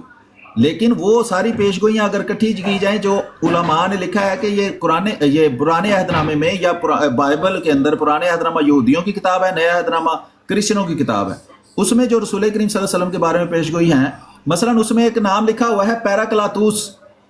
اب پیراکلاتوس کا محمد صلی اللہ علیہ وسلم سے کیا لینا دینا ہے؟ پیراکلاتوس نام جتنی مرضی دفعہ سنیں محمد کوئی سمجھ نہیں آتی، لیکن وہ کہتے ہیں یہ احمد ہے، پیراکلاتوس کا مطلب احمد ہے. تو ایسے ہی پیش گوئیاں ہوتی ہیں کہ اس میں وہ بات چھپی ہوئی ہوتی ہے، وہ بات جب ہم اس کو غور کرتے ہیں پھر سمجھ آتی ہے. تو پیش گوئی اگر اس میں بہت ساری ایسی بھی باتیں ہیں جو امت کے اندر علماء میں اختلاف رہا ہے، کوئی کہتا ہے اس پیش گوئی سے یہ مراد ہے، کوئی کہتا ہے اس سے یہ مراد ہے، کوئی کہتا ہے وہ مراد ہے. کسی نے نتیجہ یہ نکالا تھا مثلا ایک بہت بڑے عالم نے کہ یہ اسلام اور دنیا جو ہے وہ 1000 سال تک رہے گی، اس کے بعد دنیا فنا ہو جائے گی. تو نبی اکرم صلی اللہ علیہ وسلم کے بعد اب ہم 1500 سال بعد بیٹھے ہوئے ہیں، 500 سال اس کے بھی اوپر گزر گئے ہیں، دنیا کوئی فنا نہیں ہوئی. تو یہ پیش گوئیاں جہاں سے بھی آپ لیں گے ان کا یہی طریقہ کار ہے کہ خود انبیاء کو آنے والے وقت کے بارے میں جو پیش گوئی کی جاتی ہے اس میں ان کو غلطی لگنے کا پورا امکان موجود ہوتا ہے. باقی نبی سے غلطی ہو سکتی ہے یا نہیں، سورت نمبر 28 سورت القصص آیت نمبر 15 میں اللہ تعالیٰ حضرت موسیٰ کا واقعہ بیان کرتا ہے کہ وہ ایک شہر میں داخل ہوئے تو ان کی قوم کا بندہ یعنی بنی اسرائیل کا بندہ اور مصری ایک لڑ رہے تھے آپس میں. تو اس میں لکھا ہوا ہے فواقظہ موسیٰ، یعنی کہ ان کے جو ساتھی تھا جو بنی اسرائیل کا تھا اس نے مدد کے لیے بلایا کہ میری مدد کرو. تو حضرت موسیٰ نے اسے مکہ مارا، فقضا علیہ، اور وہ مر گیا. قال ھذا من عمل الشیطان، حضرت موسیٰ علیہ السلام نے فرمایا یہ مجھ سے شیطانی کام ہو گیا ہے. انہ عدو مضل مبین، وہ ہمارا دشمن ہے، وہ ہمیں گمراہ کرتا ہے اور یہ کھلا کھلا گمراہ کرنے والا ہے. تو حضرت موسیٰ علیہ السلام سے خود حضرت موسیٰ کے منہ کے الفاظ قرآن میں لکھے ہوئے ہیں، سورت نمبر 28 القصص آیت نمبر 15 کہ یہ شیطانی کام ہے جو مجھ سے ہو گیا ہے، اور شیطان جو ہے وہ کھلا گمراہ کرنے والا ہے. اسی طرح اس کو شیطانی کام دیکھنا ہے تو سورت نمبر 5 المائدہ آیت نمبر 90 میں لکھا ہے کہ اللہ فرماتا ہے کہ اے ایمان والو، بے شک نشے والی چیزیں استعمال کرنا، جوا کھیلنا، آستانے پانسے، یہ سب گندے کام ہے. رجسم من عمل الشیطان، یہ شیطانی کام ہے، یہ کبھی نہیں کرنے. فاجتنبوہ لعلہم تفلحون. لیکن اس میں حضرت موسیٰ علیہ السلام کی نبوت پہ کوئی فرق نہیں پڑتا کہ اس میں لا علمی شامل ہے کہ انہوں نے اپنے علم سے جان بوجھ کر یہ کام نہیں کیا، انہوں نے کرنا کچھ اور چاہا اور ہو کچھ اور گیا. بالکل یہی مثال حضرت آدم علیہ السلام کی ہے کہ آدم علیہ السلام نے اللہ کے حکم کی بظاہر نافرمانی کی. اللہ نے کہا پھل نہیں کھانا، انہوں نے کھا لیا. کس کے کہنے پہ؟ شیطان کے کہنے پہ. اور بعد میں اللہ سے پناہ بھی مانگی اور اللہ نے کہا میں نے اس لیے اس کو معاف کر دیا کہ اس میں اس کا ارادہ نہیں پایا جاتا تھا، یعنی کہ جان بوجھ کر اللہ کی نافرمانی نہیں پائی جاتی. ایسی ہی مثال نبی اکرم صلی اللہ علیہ وسلم کے بارے میں بھی دی جاتی ہے کہ قرآن میں لکھا ہوا ہے کہ حیض کی حالت میں عورتوں سے مباشرت نہ کرو. اب بظاہر اس سے لگتا ہے بھی کسی قسم کی بھی مباشرت نہیں کر سکتے، لیکن صحیح حدیثوں میں لکھا ہے کہ رسول کریم صلی اللہ علیہ وسلم حیض کی حالت میں عورتوں سے مباشرت کرتے تھے. مباشرت کے الفاظ عربی میں لکھے ہوئے ہیں. اس کی پھر تعویل یہ کی جاتی ہے کہ قرآن میں جو مباشرت لکھا ہوا ہے اس سے مراد انٹر کورس ہے، یعنی مکمل وہ کام کرنا جو عورت اور مرد کرتے ہیں، لیکن نبی اکرم صلی اللہ علیہ وسلم وہ کام نہیں کرتے تھے، صرف وہ ان کے ساتھ لیٹتے تھے یا جیسے ایک پیار کا اظہار ہوتا ہے وہ کرتے تھے، لیکن وہ مباشرت اس طرح نہیں کرتے تھے، لیکن لفظ ایک ہی ہے، قرآن میں منع کیا گیا ہے، رسول اللہ صلی اللہ علیہ وسلم کر رہے ہیں۔ تو یہ صرف وہ بظاہر بعض چیزیں لگتی ہیں کہ یہ کوئی مطلب اللہ کے حکم کے خلاف ہو رہا ہے، لیکن چونکہ نبی معصوم ہوتے ہیں، ان کے اندر ارادتاً جانتے بوجھتے ہوئے اللہ کے ایک حکم کو ویسے ہی سمجھ کر اس کی کبھی بھی نافرمانی نہیں ہوتی۔ حضرت عمر رضی اللہ تعالیٰ عنہ جو کہہ رہے تھے کہ بھی اللہ نے منع کیا ہے کہ 70 دفعہ بھی استغفار کرو گے تو میں نہیں بخشوں گا، صاحب پتہ چل رہا ہے بھی اللہ منع کر رہا ہے، رسول اللہ کہہ رہے ہیں میں 70 سے زیادہ دفعہ استغفار کر لوں گا، میں 71 دفعہ کر لوں گا، 72 دفعہ کر لوں گا۔ یہ ساری باتیں صحیح حدیثوں میں لکھی ہوئی ہیں۔ بہرحال آپ بات کریں، بات جتنی میں نے کہا اس کی مثالیں جتنی کہیں آپ کو دے سکتے ہیں، کوئی ایسا مسئلہ بالکل میں نے کافی، چونکہ باتیں بہت زیادہ ہو گئی ہیں، میں شروع تو کی تھی لکھنے، لیکن اتنی ہو گئی ہیں کہ لمبی، بہرحال میں بس فائنل آپ لکھ رہے تھے، ہیں، آپ لکھ رہے تھے، میں ساتھ ساتھ نوٹ بھی کر رہا تھا ساتھ۔ ریکارڈنگ کرتے ہیں تو ہم بھی ریکارڈنگ، ویسے میں تو کرتا ہوں اپنی ریکارڈنگ ساتھ، تو ساتھ ریکارڈنگ آن کر لیا کریں، بعد ریکارڈ ہو جاتی ہے اس کو محفوظ کر لیں اپنے یوٹیوب چینل پر، کہیں اپنے ٹک ٹاک پر، بعد میں اس کو نوٹ کریں، اس سے نوٹس بنا لیں، جو مرضی کر لیں، وہ آسان طریقہ ہوتا ہے، ویسے لکھنا تو مشکل ہوتا ہے نا ہر بار۔ اچھا جو آپ نے کہا تھا نا کہ نبی واضح نہیں کرتا، تو جیسا کہ سلیم میر بھائی نے کہا کہ بھئی بعض باتیں ہوتی ہیں کہ جو بعد کے آنے والے لوگ ہیں وہ بتاتے ہیں، جیسے کہ محمد مصطفیٰ صلی اللہ علیہ وسلم کو اللہ تعالیٰ نے بتایا کہ بھئی انا شأنیہ کا هو الابتر، یہ پیش گوئی تھی کہ بھئی یقیناً آپ کا جو دشمن ہے نا وہی ابتر رہے گا، ٹھیک۔ اب اس کی جو تفسیر ہے وہ در منصور میں جا کر پڑھنا، کیونکہ رسول اللہ نے نہیں بتایا ہے کہ وہ کون سے دشمن ہیں جن کے ابتر رہنے کی بات جو ہے نا وہ اللہ تعالیٰ نے مجھے کہی ہے، رسول نے فقط اتنی بات پہنچا دی جتنی اللہ تعالیٰ نے بتائی۔ اس کے بعد صحابہ نے، کسی نے کہا ابو جہل، کسی نے کہا ابو لہب، کسی نے کہا عتبہ، تو کسی نے کچھ، تو کسی نے کچھ، تفسیر در منصور کے اندر وہ اقوال لکھے ہوئے ہیں۔ ایسے ہی محمد صلی اللہ علیہ وسلم کی، جی اس کو دیکھ لیتے ایک منٹ، اب میں چونکہ میرے جو پوائنٹس ہیں نا، جو میں نے سن لینا ذرا پلیز، آپ مہربانی۔ جی ایک تو یہ کہ جو بھی سلیم صاحب نے صحیح بخاری کی حدیث دی تھی 3622، اس کے اندر سب سے پہلی بات تو یہ ہے کہ اس میں جو ہے وہ ورڈ ہے کہ اس پر میرا ذہن ادھر گیا، مطلب یہ نہیں تھا کہ وہاں پر مسٹیک ہوئی یا کچھ ایسا ہوا، یا وہاں پہ ہے کہ سمجھنے میں غلطی، مطلب میرا ذہن ادھر گیا، مطلب غلط سمجھ رہے تھے نا کہ ادھر چلا گیا میرا ذہن، غلطی ہو گئی نا۔ ٹھیک ہے، مجھے بات ذرا پوری کر لیتے، کوئی بات نہیں۔ اچھا دوسری بات یہ کہ جو حضرت آدم علیہ السلام کے بارے میں ہے، تو وہاں پہ بھی ہم یہی سمجھتے ہیں کہ ان سے انہیں بھلا دیا گیا، مطلب وہ بھول گئے، صرف یہ ہوا بھول گئے، تو وہاں پہ بھی وہ ایسی ہیں۔ اب ایشو یہ ہے کہ اللہ رب العزت جو ہے اپنے انبیاء کو، مطلب طاغوت کا انکار تو وہ کریں گے جو انبیاء ہیں اللہ رب العزت کے، اور حضرت عیسیٰ علیہ السلام کے عقیدے کو شرکیہ عقیدہ کے مطلب بگیسٹ شرکیہ عقیدہ کہنا، تو یہ تو طاغوت کا انکار نہیں ہوتا، تو طاغوت کا انکار نہ کرنا یہ تو اپنے آپ کے اندر ایک بہت بڑا گناہ ہے، اور اللہ اپنے انبیاء کو کبھی بھی طاغوت، مطلب شرک کے اوپر کبھی وہ، تو پھر کیوں اللہ تعالیٰ محمد صلی اللہ علیہ وسلم سے غیر اللہ کی قسمیں کھلواتا رہا ایک وقت تک؟ جب یہی فتویٰ دلوانا تھا اللہ تعالیٰ نے محمد صلی اللہ علیہ وسلم سے کہ غیر اللہ کی قسم کھانا دراصل میں طاغوتی عقیدہ ہے، تو پھر کیوں کھلواتا رہا ایک وقت تک؟ بچپن سے ہی کیوں آپ کے دل و دماغ کو اس طرف مائل نہ رکھا کہ بھائی تم نے غیر اللہ کی قسم نہیں کھانی ہے؟ بات دراصل میں یہ ہے پیارے بھائی، دیکھیں اللہ تعالیٰ نبی کے اندر نا بعض باتیں ایسی ہوتی ہیں، اور یہ ہونی بھی چاہیے، کیوں؟ کیونکہ نبی ہمارے لیے نمونہ ہوتا ہے، اور وہ نمونہ ہمارے لیے ہر ایک چیز میں ہوتا ہے۔ حوالہ دے دیں اللہ کے نبی نے کہاں پہ غیر اللہ کی جو قسم کھائی ہے، وہ ذرا حوالہ دیجیے۔ آپ مسلم شریف کی حدیث ہے، ابھی نکال دیتے ہیں آپ کو، بتائیے گا ذرا پلیز۔ ابھی میں بات بتا دوں آپ کو تاکہ بات ذہن سے نہ نکل جائے میرے، ٹھیک ہے نا؟ میں بتا دوں گا، مسلم شریف کی حدیث ہے، آئی تھنک شاید 125 ہے کہ 25 ہے، شاید اعزاز بھائی نے نکالی ہوئی ہوگی۔ 25 تھا اعزاز بھائی دیکھیں، غیر اللہ کی قسم کھانا وہ کہ قسم اس کے باپ کی، یہ کامیاب ہو گیا اگر اللہ کے نبی نے غیر اللہ کی قسم کھائی ہے، اللہ کے محمد صلی اللہ علیہ وسلم نے کہا کہ قسم اس کے باپ کی، اگر یہ اپنی بات میں سچا ہے تو کامیاب ہو گیا، ٹھیک ہے، میں دیکھوں، ٹھیک ہے نا؟ ہاں جی صحیح مسلم، ہاں جی صحیح مسلم کی ہے یہ، آئی تھنک شاید 125 ہے، 125 میں بھی دیکھ کر بتا دیتا ہوں آپ کو، ٹھیک ہے نا؟ یہ ہونا بھی چاہیے، کیوں؟ تاکہ نبی ہمارے لیے عملی نمونہ بن جائے کہ دیکھو ایک وقت تک اس کے اندر یہ چیز رائج تھی۔ لکھ لیں، میں آپ کو بتا دیتا ہوں، دوسرا حوالہ بھی ابھی دے دیتا ہوں آپ کو، جس میں رسول اللہ نے قسم کھانے، غیر اللہ کی قسم کھانے کو شرک کہا ہے۔ یہ سنن ابی داؤد ہے، حدیث نمبر 3251 ہے۔ ایک منٹ میں نکال سنن ابی داؤد 251 3251 اس میں نبی اکرم صلی اللہ علیہ وسلم فرما رہے ہیں کہ سعد بن عبیدہ کہتے ہیں کہ عبداللہ بن عمر رضی اللہ تعالیٰ عنہما نے ایک شخص کو کعبہ کی قسم کھاتے ہوئے سنا، تو ابن عمر رضی اللہ تعالیٰ عنہما نے اس سے کہا کہ میں نے رسول اللہ صلی اللہ علیہ وسلم کو فرماتے ہوئے سنا ہے، جس نے اللہ کے سوا کسی اور کے نام کی قسم کھائی تو اس نے شرک کیا۔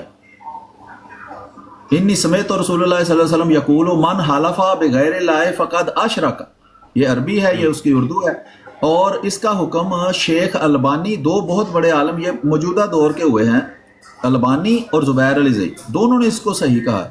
یعنی بعض دفعہ لوگ یہ بھی کہتے ہیں کہ جو وہ تو حدیث ہی صحیح نہیں، ہم اس کو نہیں مانیں گے، بخاری نے دونوں کہا ہے، اس حدیث کو صحیح کہا ہے۔ جی نیچے کلاؤڈ سرفر، بھائی دیکھو نا، نیچے کلاؤڈ سرفر کی بات کا دھیان نہ دینا، اس نے پہلے بھی ایک چول ماری تھی، کہتے ہیں کہ بخاری نے کہا ہے کہ رسول اللہ نے کوئی قسم ہی نہیں کھائی، اور مسلم یہ کہہ رہا ہے کہ رسول اللہ نے قسم کھائی، اور سند کے ساتھ لے کر آ رہا ہے مسلم اپنی بات۔ اچھا امام کوئی بات مسلم نہیں ہے، کلوڈ سرفر کو اگر نہیں نظر آتا تو کوئی بات نہیں، باقی بھی 255 لوگ جو ہیں وہ آنکھوں سے معذور تو نہیں ہے نا۔ ایک اور میں اچھا یہ جو میں نے لنک آپ کو بھیج دیا ہے ویس بھائی، وہ لنک کے اندر نا اسی حدیث یعنی اسی مضمون کی اور کوئی 15-20 حدیثیں نیچے دی ہوتی ہیں۔ یہ ویب سائٹ ہے نوٹ بے شک islamic-urdu-books.com، یہاں جو حدیث ہے نا، جب آپ کو حدیث اوپر مل جاتی ہے، اس کا ریفرنس مل جاتا ہے، حکم مل جاتا ہے، پھر اس کے نیچے اسی مضمون کی حدیثیں کون کون سی حدیث کی کتابوں میں آئی ہیں وہ بھی مل جاتا ہے۔ اس مضمون کی حدیثیں صحیح بخاری میں بھی ہیں، صحیح مسلم میں بھی ہیں، ترمذی میں بھی ہیں، ابو داؤد میں بھی ہیں، نسائی میں بھی ہیں، ابن ماجہ میں بھی ہیں، امام مالک میں کی موطا میں بھی ہیں، بلوغ المرام میں، مسند الحمیدی میں ہیں، اور سب کے ریفرنس اس کے نیچے دیے ہوئے ہیں۔ وہ لنک پر آپ کلک کریں، اور اس میں وہ بھی ہے کہ اپنے باپ کی قسم نہ کھاؤ، اس میں تو کعبۃ اللہ کی قسم کھانے پر ہے نا، تو صحیح بخاری کے اندر جو ہے وہ ہے باپ کے اپنے آباء و اجداد کی قسم نہ کھاؤ، اور جو کھائے گا وہ شرک کرے گا۔ وہ سارے روایات اس کے نیچے ہیں، جس نے مطالعہ کرنی ہو وہ کر سکتا ہے، اس کو ہم بتا بھی سکتے ہیں۔ اب آپ بات جاری رکھیں، میں دوسری بھی ڈھونڈ دیتا ہوں۔ وہ مسلم میں ہو، آئی تھنک شاید 125 ہے۔ اچھا، تو میں یہ بتا رہا تھا آپ کو کہ یہ بعض باتیں اس طرح کی نبی کے اندر ہونا ضروری ہے تاکہ وہ ہمارے لیے عملی نمونہ بن جائے کہ دیکھو جب خدا تعالیٰ کا حکم آتا ہے تو پھر وہ کسی کی پرواہ نہیں کرتا، حالانکہ ایک وقت سے وہ چیز اس کے اندر رائج تھی۔ جیسے تمہارے اندر بعض باتیں یا اکثر باتیں رائج ہیں، تم یہ غلط کام کرتے ہو، تم وہ غلط کام کرتے ہو، تم وہ غلط کام کرتے ہو، ایسے ہی کچھ ایسی باتیں ہوتی ہیں جو نبی کے اندر بھی رائج ہوتی ہیں۔ جیسے کہ قبلہ والی بات تھی کہ محمد مصطفیٰ صلی اللہ علیہ وسلم اپنی عمر کے کم و بیش 53 سال تک ایک قبلہ کی طرف منہ کر کے نماز پڑھتے رہے، لیکن جب حکم خداوندی آئے نا تو 53 سیکنڈ نہیں لگایا ہے اسے چھوڑنے میں، اپنے اس عقیدے کو۔ اسی کو کہتے ہیں کہ جب خدا کا حکم آ جائے نا پھر اپنے سر جھکا لو اس کے آگے، پھر چھوڑ دو، پھر آناکانی نہیں کرنی ہے۔ ایسے ہی ایک لمبی مدت تک محمد صلی اللہ علیہ وسلم اس چیز کو معاشرے کی اپنا کر رکھے ہوئے کہ متبنہ کے جو حقوق ہوتے ہیں نا وہ دراصل میں حقیقی بیٹے جیسے ہوتے ہیں، لیکن ایک آیت نازل ہوئی کہ ما کان محمد ابا احد من رجالکم، وہ دن اور پھر آپ کی وفات کا دن، پھر کبھی آپ نے متبنہ کے حقوق کو حقیقی بیٹے کے حقوق کے مترادف نہیں کرا۔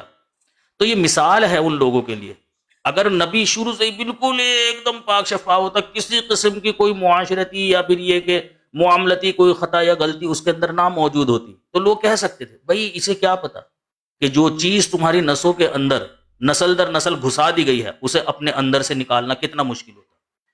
تو اللہ تعالیٰ نبیوں کے اندر اس طرح کی باتیں رکھ دیتا ہے تاکہ وہ دنیا کے سامنے پیش کر سکیں۔ حضرت مسیح موعود علیہ السلام نے بھی دیکھے خود کہی یہ بات، چھپائی نہیں حضرت مسیح موعود علیہ السلام نے۔ حضرت مسیح موعود علیہ السلام اگر دھوکہ دینا چاہتے تو 1000 باتیں بنا کر دھوکہ دے سکتے تھے لوگوں کو، لیکن حضرت مسیح موعود علیہ السلام نے کلیئر کہا تاکہ لوگوں کے لیے نمونہ بن سکے کہ اس دنیا میں عیسیٰ علیہ السلام کی حیات کو ماننے والے اکیلے تم لوگ نہیں تھے، ایک وقت تک میں بھی تھا اسی کے اندر، لیکن جب میرے خدا کا حکم آیا نا تو 1 سیکنڈ نہیں لگایا میں نے اس کو چھوڑنے میں، بغیر تم لوگوں کی پرواہ کیے کہ تم میرے بارے میں کیا کہو گے، کیا سوچو گے، ٹھیک ہے، میں نے اپنے خدا کے حکم کو ترجیح دی۔ تو ایسے ہی تم بھی خدا تعالیٰ کی بات کے اوپر کان دھرو، اس نے جو دلائل دیے ہیں ان کے اوپر غور و فکر کرو تاکہ تم فلاح پاؤ۔ اب جہاں تک بات حضرت مسیح موعود علیہ السلام کی، دیکھیں نا حضرت مسیح موعود علیہ السلام کا جو ابتدائی کام خدا تعالیٰ نے کروایا وہ کروایا توحید کے تعلق سے کہ غیر مسلموں کے متعلق آپ نے توحید کو بلند کیا. اوکے, آپ نے توحید کی وجہ. حضرت مسیح موعود علیہ السلام تو نہیں جانتے تھے یہ بات کہ بھائی خدا تعالیٰ مجھے یہ کام دینے والا ہے آگے. حضرت مسیح موعود علیہ السلام کا جو اول فریضہ خدا تعالیٰ نے اپنی جناب سے مقرر کیا اور جس پر آپ نے کہا کہ خدا نے مجھے جو ہے نا وہ ملہم من اللہ بنایا ہے, میں معمور کیا گیا ہوں, تو آپ لوگوں کو توحید کی دعوت دی. اسی اسنا میں اللہ تعالیٰ نے حضرت مسیح موعود علیہ السلام کو یہ بات بتائی کہ وہ مسیح جس کے لوگ منتظر ہیں, کیونکہ اس وقت تو حضرت مسیح موعود علیہ السلام کو عیسی علیہ السلام کے آنے یا جانے اس سے کوئی لینا دینا نہیں تھا, اسے کوئی لینا دینا تھا. ان کا جو سارا فوکس تھا وہ توحید کی طرف تھا کہ تا مذاہب باطلہ کے مقابل پر اسلام کو سچا اور پاک مذہب ثابت کیا جا سکے, اور یہ ثابت کیا جا سکے کہ خدا تعالیٰ کی ذات ایک ہے. لیکن جیسے اللہ تعالیٰ نے حضرت مسیح موعود علیہ السلام کو وحی کر کے اس بات کے اوپر متنبہ کیا کہ عیسی علیہ السلام فوت ہو گئے, اور وہ مسیح جس کا ذکر احادیث میں اس کے رنگ میں تو رنگین کر کے بھیجا گیا ہے, حضرت مسیح موعود علیہ السلام نے اعلان کر دیا اس چیز کا. ٹھیک ہے جی. میرے خیال وہ کافی چیزیں نا مکس اپ اس میں ہوئی ہیں, اور وہ تو پیش گوئی والی بات آپ کو بڑی عجیب لگی نا, تو اس وجہ سے کافی زیادہ چیزیں اس میں اصل میں وہ چیزیں نا کافی زیادہ پھر وہ ہو جاتی ہیں کلیکٹیولی اکٹھی. اچھا, اس کا ایسا ہے نا کہ یہ جو قسم والی بات ہے نا, اس کو ہم کنٹینیو کریں گے, کیونکہ میرا خیال ہے شاید مائنڈ صاحب کا عامر حق صاحب کے عامر نذیر بھائی کے ساتھ اس کے اوپر آلریڈی بات ہوئی ہے اس ٹاپک کے اوپر, اور جو مسلم کے اوپر انہوں نے کہا تھا کہ عامر بھائی نے میرا خیال ہے وہ اس کو ضعیف قرار دیا. I don't know some thing ایسی کوئی بات ہی ان لوگوں. ہاں, اس نے یہی کہا ہوگا. یہ بات اور ہے کہ وہ بعد میں منہ کرے جاتا ہے اور کہتا ہے کہ لاؤ دلیل میں نے جہاں ضعیف کہا تھا, کیونکہ یہی بات میں نے بھی کہی تھی اسے, وہ براہین 313 ہے کہ اس نے میرے سے بھی گفتگو ہوئی تھی, اس نے تب بھی یہی کہا تھا. ہمارے محدثین نے تو یہ بات کہی ہوئی ہے کہ بھائی اس کے اوپر تو جرح ہے, اس کے تو پھلا راوی ایسا ہے. تو میں نے پوچھا بھائی کون سے راوی کے اوپر جرح ہے؟ اس کا جواب تو بہت آسان ہے سیفی صاحب, ہمیں نہیں پتا کس نے کہا, ہمیں نہیں پتا کب کہا. نہیں, اس کی آج بھی موجود آپ سے تو ہوئی تھی, لیکن اب میر صاحب سے جو ہے نا نہیں یہی کہا ہوگا نا اس نے کہ ضعیف ہے وہ حدیث. بات کر رہے ہیں آپ, مجھے نہیں سمجھ آئی. وہ آپ نے پیش کری ہوگی نا, رسول اللہ نے غیر اللہ کی قسم کھائی. مسلم شریف کی حدیث ہے نا ابی ہریرہ سے مروی کہ رسول اللہ نے کہا کہ اس کے باپ کی قسم جو ہے وہ اکثر ضعیف ہے نا مسلم کی. اچھا, پچھلے دنوں نا میں نے ایک حدیث پیش کی, یہ اعتراض کر رہے تھے مسیح موعود علیہ السلام کر کے آریہ کے خلاف گفتگو کرتے ہوئے انہوں نے کوئی مرد کے کسی مردانگی کا ذکر کیا یا عضو تناسل کا نام لیا. میں بتا دیتا ہوں, شرع میں کوئی شرم نہیں. تو انہوں نے کہا کہ یہ بندہ نبی ہو ہی نہیں سکتا جو یہ لفظ استعمال کرے. میں نے صحیح حدیث ان کو ادب المفرد بخاری کی کتاب ہے اور البانی کی السلسلۃ الحدیث الصحیحہ میں سے رسول اللہ کی حدیث دکھائی کہ جو اپنے جاہلی نسب پر فخر کرے اس کو کہو کہ اپنے باپ کا عضو تناسل منہ میں لے کر چبائے. انہوں نے یہ دو بندے جن کا آپ نے نام لیا ہے کہ شیعہ اور ایک وہابی, انہوں نے 2 گھنٹے جی بھر کر مجھے گندی گندی گالیاں دی, مجھ پر گستاخی کے فتوے لگائے کہ یہ ایک جھوٹی حدیث پیش کر رہا ہے, کیونکہ علم ہی نہیں ہے ان کو. ایک شیعہ ہے وہ سنیوں کی حدیثوں کو ویسے ہی وہ نہیں مانتے, خود امام بخاری کو وہ جناب گستاخ مانتے ہیں کیونکہ اس میں لکھا ہوا ہے کہ حضرت ابو طالب مشرک فوت ہو گئے تھے اور کلمہ پڑھنا نصیب نہیں ہوا تھا. تو اس نے تو حدیثوں کو جعلی ہی کہنا ہے, سنی حدیثوں کو. لیکن مجھے اس عقل کے دشمن جو وہابی ہے اس کی سمجھ نہیں آئی کہ وہ کس چکر میں اس کو ضعیف کہہ رہا تھا. وہ زبیر علی زئی اتنا بڑا عالم ہے, اور بخاری نے وہ ادب المفرد میں لکھی ہوئی ہے. بخاری کے بارے میں علماء کا یہ بیان ہے کہ اگر وہ سند کے بغیر بھی اپنی کتاب میں کوئی بات لکھے گا تو اس کو بھی ہم صحیح سمجھیں گے, کیونکہ اس میں وہ واہیات کسی بھی اس کی کتاب میں نہیں پائی جاتی. تو اس پر تو صحیح کا حکم لگا ہوا ہے. تو یہ تو ان لوگوں کا علمی حال ہے کہ جس پر صحیح کا حکم لگا ہو اپنی جہالت کا اقرار کرنے کے بجائے دوسروں کو بیٹھ کر 4 گھنٹے گالیاں دیتے رہتے ہیں. تو ابھی کوئی حدیث ہے تو پیش کریں, کون سی حدیث ہے؟ 101 ہے نوبڑ بھائی, 101 مسلم کی 101 کہو تو میں پڑھ کر بھی بتا دوں آپ کو.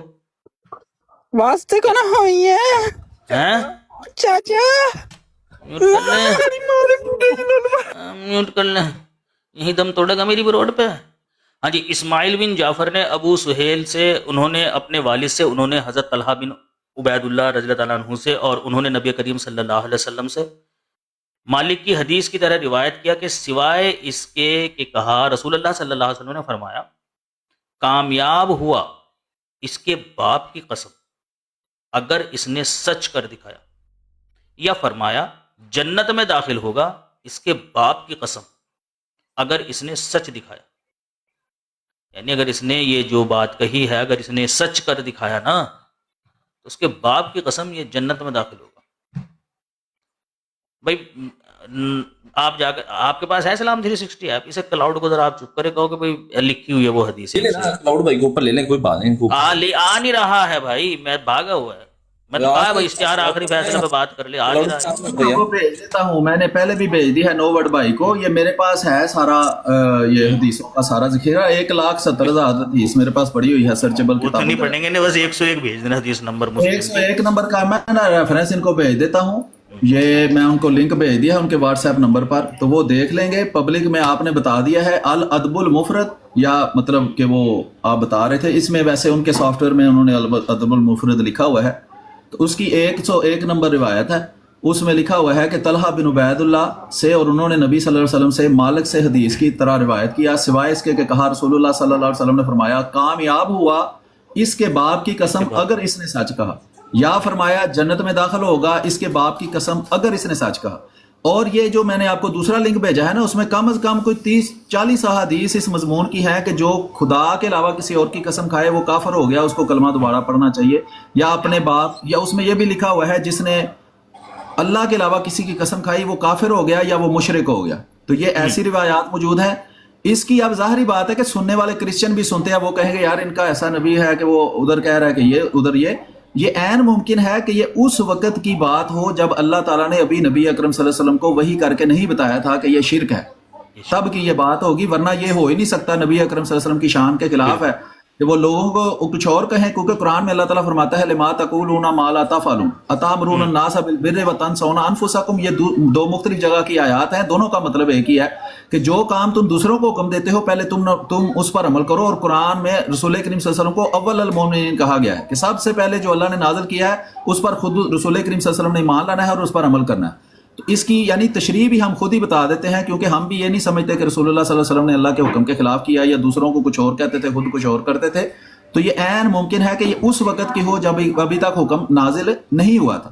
تو جب اب لا علمی, نبی اکرم صلی اللہ علیہ وسلم کی ایک اور حدیث ہے وہ بات کو آسان کر دیتی ہے کہ 3 لوگوں سے قلم اٹھا لیا گیا ہے.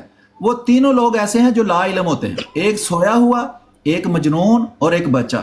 تینوں میں ایک چیز کامن ہے کہ وہ لا علم ہے. سویا ہوا بندہ لا علم ہے, مجنون لا علم ہے, اور بچہ لا علم ہے. تو قرآن کریم کے اندر اصل مجرم اور سزا کا حقدار اس کو کہا گیا ہے کہ جو جانتے بوجھتے ہوئے اللہ تعالیٰ کی کسی بات کا خلاف کرے, یہ جانتے ہوئے کہ یہ اللہ کے حکم کے خلاف ہے.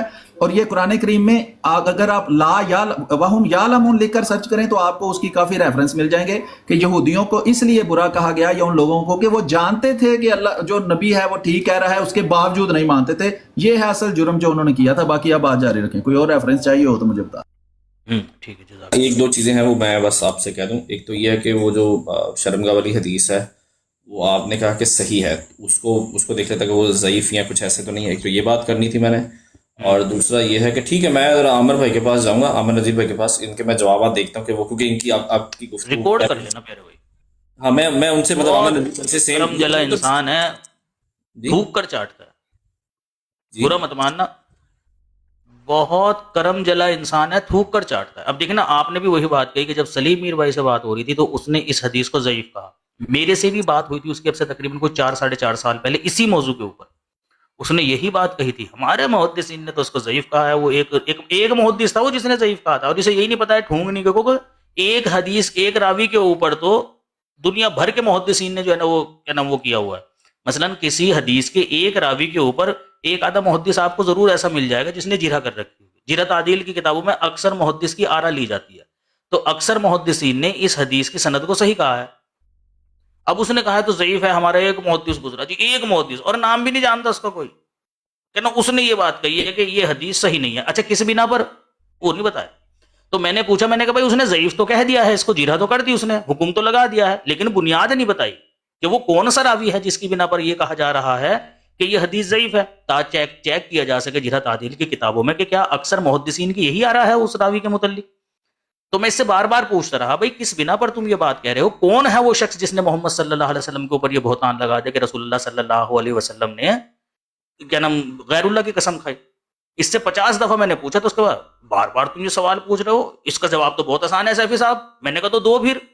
اس کا جواب یہ ہے, ہمیں نہیں پتا کس نے لگایا, ہمیں نہیں پتا کب لگا, بس یہ بتا رسول اللہ کے اوپر الزام لگا دیا. کس نے لگایا یہ بھی نہیں پتا, کب لگا یہ بھی نہیں پتا, ٹھیک ہے نا. یہ جواب ہوتا ہے ان کے. ایسے ہی جواب دے رہا تھا نیچے لال ٹوپی والا, بخاری نے اس کو ضعیف کہا. کہاں ہے وہ, کہاں کہا ہے وہ بخاری نے اس حدیث کو ضعیف؟ لاؤ ریفرنس دو ذرا, لاؤ بھائی آپ کی میں بات کر لوں. لاؤ. بخاری نے کہا اس کو, بخاری نے ضعیف کہا اس حدیث کو. میں بات کر لوں آپ سے. کرو. اوکے, پہلی بات, آپ نے جو وہاں پہ حدیث پڑھی ہے اس میں جو ہے آپ اس کا معنی کیا کر رہے ہیں؟ کیا ہے معنی اس کا؟ صحیح آپ کے مسلم مولوی کی نے حدیث لکھا پوری ہوا ہے, پڑھیں. پڑھو اس کی حدیث کو, پڑھو ہاں, نکالو, پڑھو, بتاؤ. آپ نے کون سی حدیث بولی صحیح مسلم کی؟ 101. صحیح مسلم کی پڑھیں اس کو ذرا. پڑھو, میں نے تو پڑھ کر بتا دی تھی. نہیں, عربی پڑھیں نا. عربی میں کیا لکھا ہوا ہے؟ میں ابھی کھول لیتا ہوں صحیح مسلم 100 ابھی مل کے کھول لیتے ہیں نا. کھولو. ٹھیک ہے. اور صحیح مسلم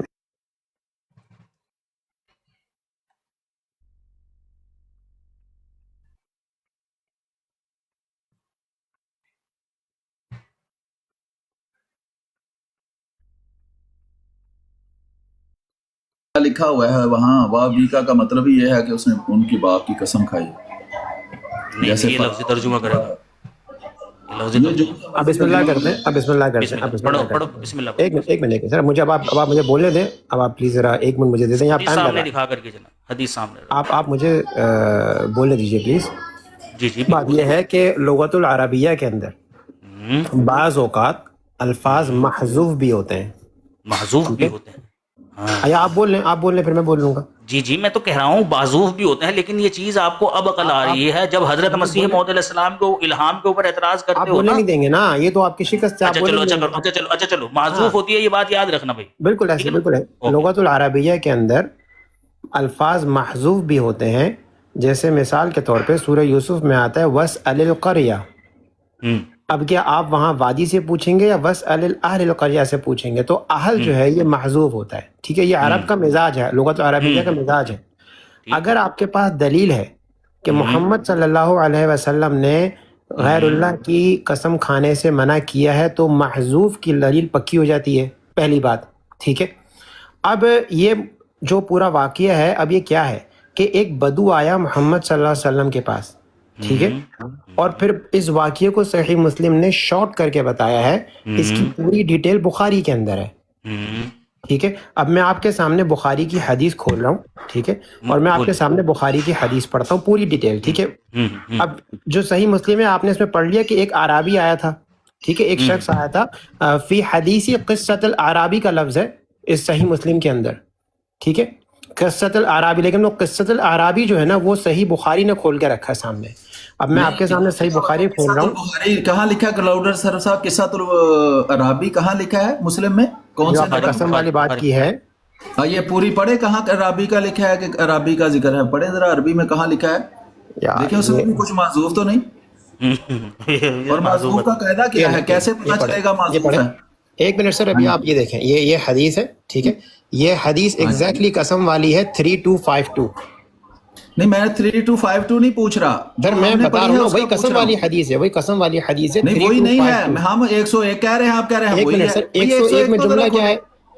101 میں جملہ دیکھ کیا لیتے ہے ہیں نا, آپ کھول لینا, اس لیپ ٹاپ شارٹ ہو جاتا ہے 101 کھولنے سے, وہ کھول لیں, اس میں دیکھیں عربی کا کوئی لفظ ہے. پڑھیں افلح و ابیہ. ٹھیک ہے, ان صدق. عربی کا لفظ کدھر ہے پیارے بھائی؟ سر ایک منٹ آپ میوٹ کر لیں, مجھے بات کرنے دیں, تو آپ کر لیں میں کر لوں. نہیں بھائی, آپ کیسے ایسا نہیں, ایسا آپ روکیں گے تو یہ آپ کی گھبراہٹ بتا رہی ہے. کیا اس حدیث میں عربی کا لفظ ہے؟ صرف اتنا بتا دیں. میں بتاتا ہوں نا, میں بتاتا ہوں, میرا کام ہے نا. اصل میں آپ نے میرے نبی کے اوپر انگلی اٹھائی ہے, میں بتاؤں گا کس طرح. بھائی آپ کے نبی کے اوپر انگلی اٹھائی ہے, کس کو آپ نے نبی مان لیا ہے؟ کوئی محمد صلی اللہ علیہ وسلم نبی مان لیا جی. اب تو یہ تو صحیح مسلم نے لکھا ہوا ہے, ہم نے تھوڑا لکھا ہوا ہے. بتا رہی ہیں کہ آپ بولنے نہیں دیں گے, آپ کی چیخیں بتا رہی ہیں. آپ سے جو پوچھا ہے آپ نے کہا جی اس کے اندر عربی کا ذکر ہے. صحیح مسلم کی حدیث, تو آپ بولنے دے رہے ہیں, آپ تو بات ہی نہیں سن رہے. آپ میرا ٹائم لگا دیں, میرا ٹائم لگا دو. ایڈیز بھائی آپ میوٹ کریں. اچھا بھائی ایک منٹ, میرا ٹائم لگا دو. ہاں, وہ عربی سے پوچھ لیں ذرا کدھر ہے. جی نہیں, 1 منٹ 2 منٹ سلیم میر بھائی کا, 1 منٹ سلیم میر بھائی کا لگا دیں گے, ایک آپ کا. ٹھیک ہے نا, سلیم میر بھائی بڑے ہیں تو ان کو پہلے موقع دیتے ہیں. 1 منٹ لگا دیتا ہوں سلیم میر بھائی کا, پھر اس کے بعد آپ. جی سلیم میر بھائی بسم اللہ. اچھا میں نے صرف یہ عرض کرنا تھا کہ یہ جو جیسے بات کر رہے تھے اس سے تاثر یہ جا رہا تھا کہ جو ہم نے صحیح مسلم کی 101 نمبر پیش کی ہے اس میں کسی عربی کا ذکر ہو رہا ہے، حالانکہ اس میں کوئی کسی عربی کا ذکر نہیں ہے. وہ حدیث جو ہے وہ شروع ہوتی ہے ان النبی صلی اللہ علیہ وسلم بحاظ الحدیث نحو حدیث مالک غیر انہ قال فقال رسول اللہ صلی اللہ علیہ وسلم. اس میں کوئی عربی کا ذکر نہیں ہے، لکھا ہے افلح و ابیہ. وا جو ہے وہ قسم کے لیے آتا ہے، جیسے فلاح و ربی کا قسم ہے اس کے تمہارے رب کی. افلح و ابیہ ان صدقہ، قسم ہے اس کے باپ کی اگر اس نے سچ بولا ہے. او داخل الجنت و ابیہ، پھر کہا ہے یا قسم ہے اس کے باپ کی ان صدقہ. اس میں کسی عربی کا ذکر نہیں ہے، تو اس لیے مجھے لگا شاید انہوں نے کوئی اور حدیث کھول لی ہے. تو ابھی انہوں نے کھولا تو واقعی پتہ چلا وہ تو حدیث ہی کوئی اور کھول کے بیٹھے ہوئے ہیں. تو چلیں ابھی پڑھیں کیا ہے اس میں. کھولنا مجھے 1 منٹ دیں.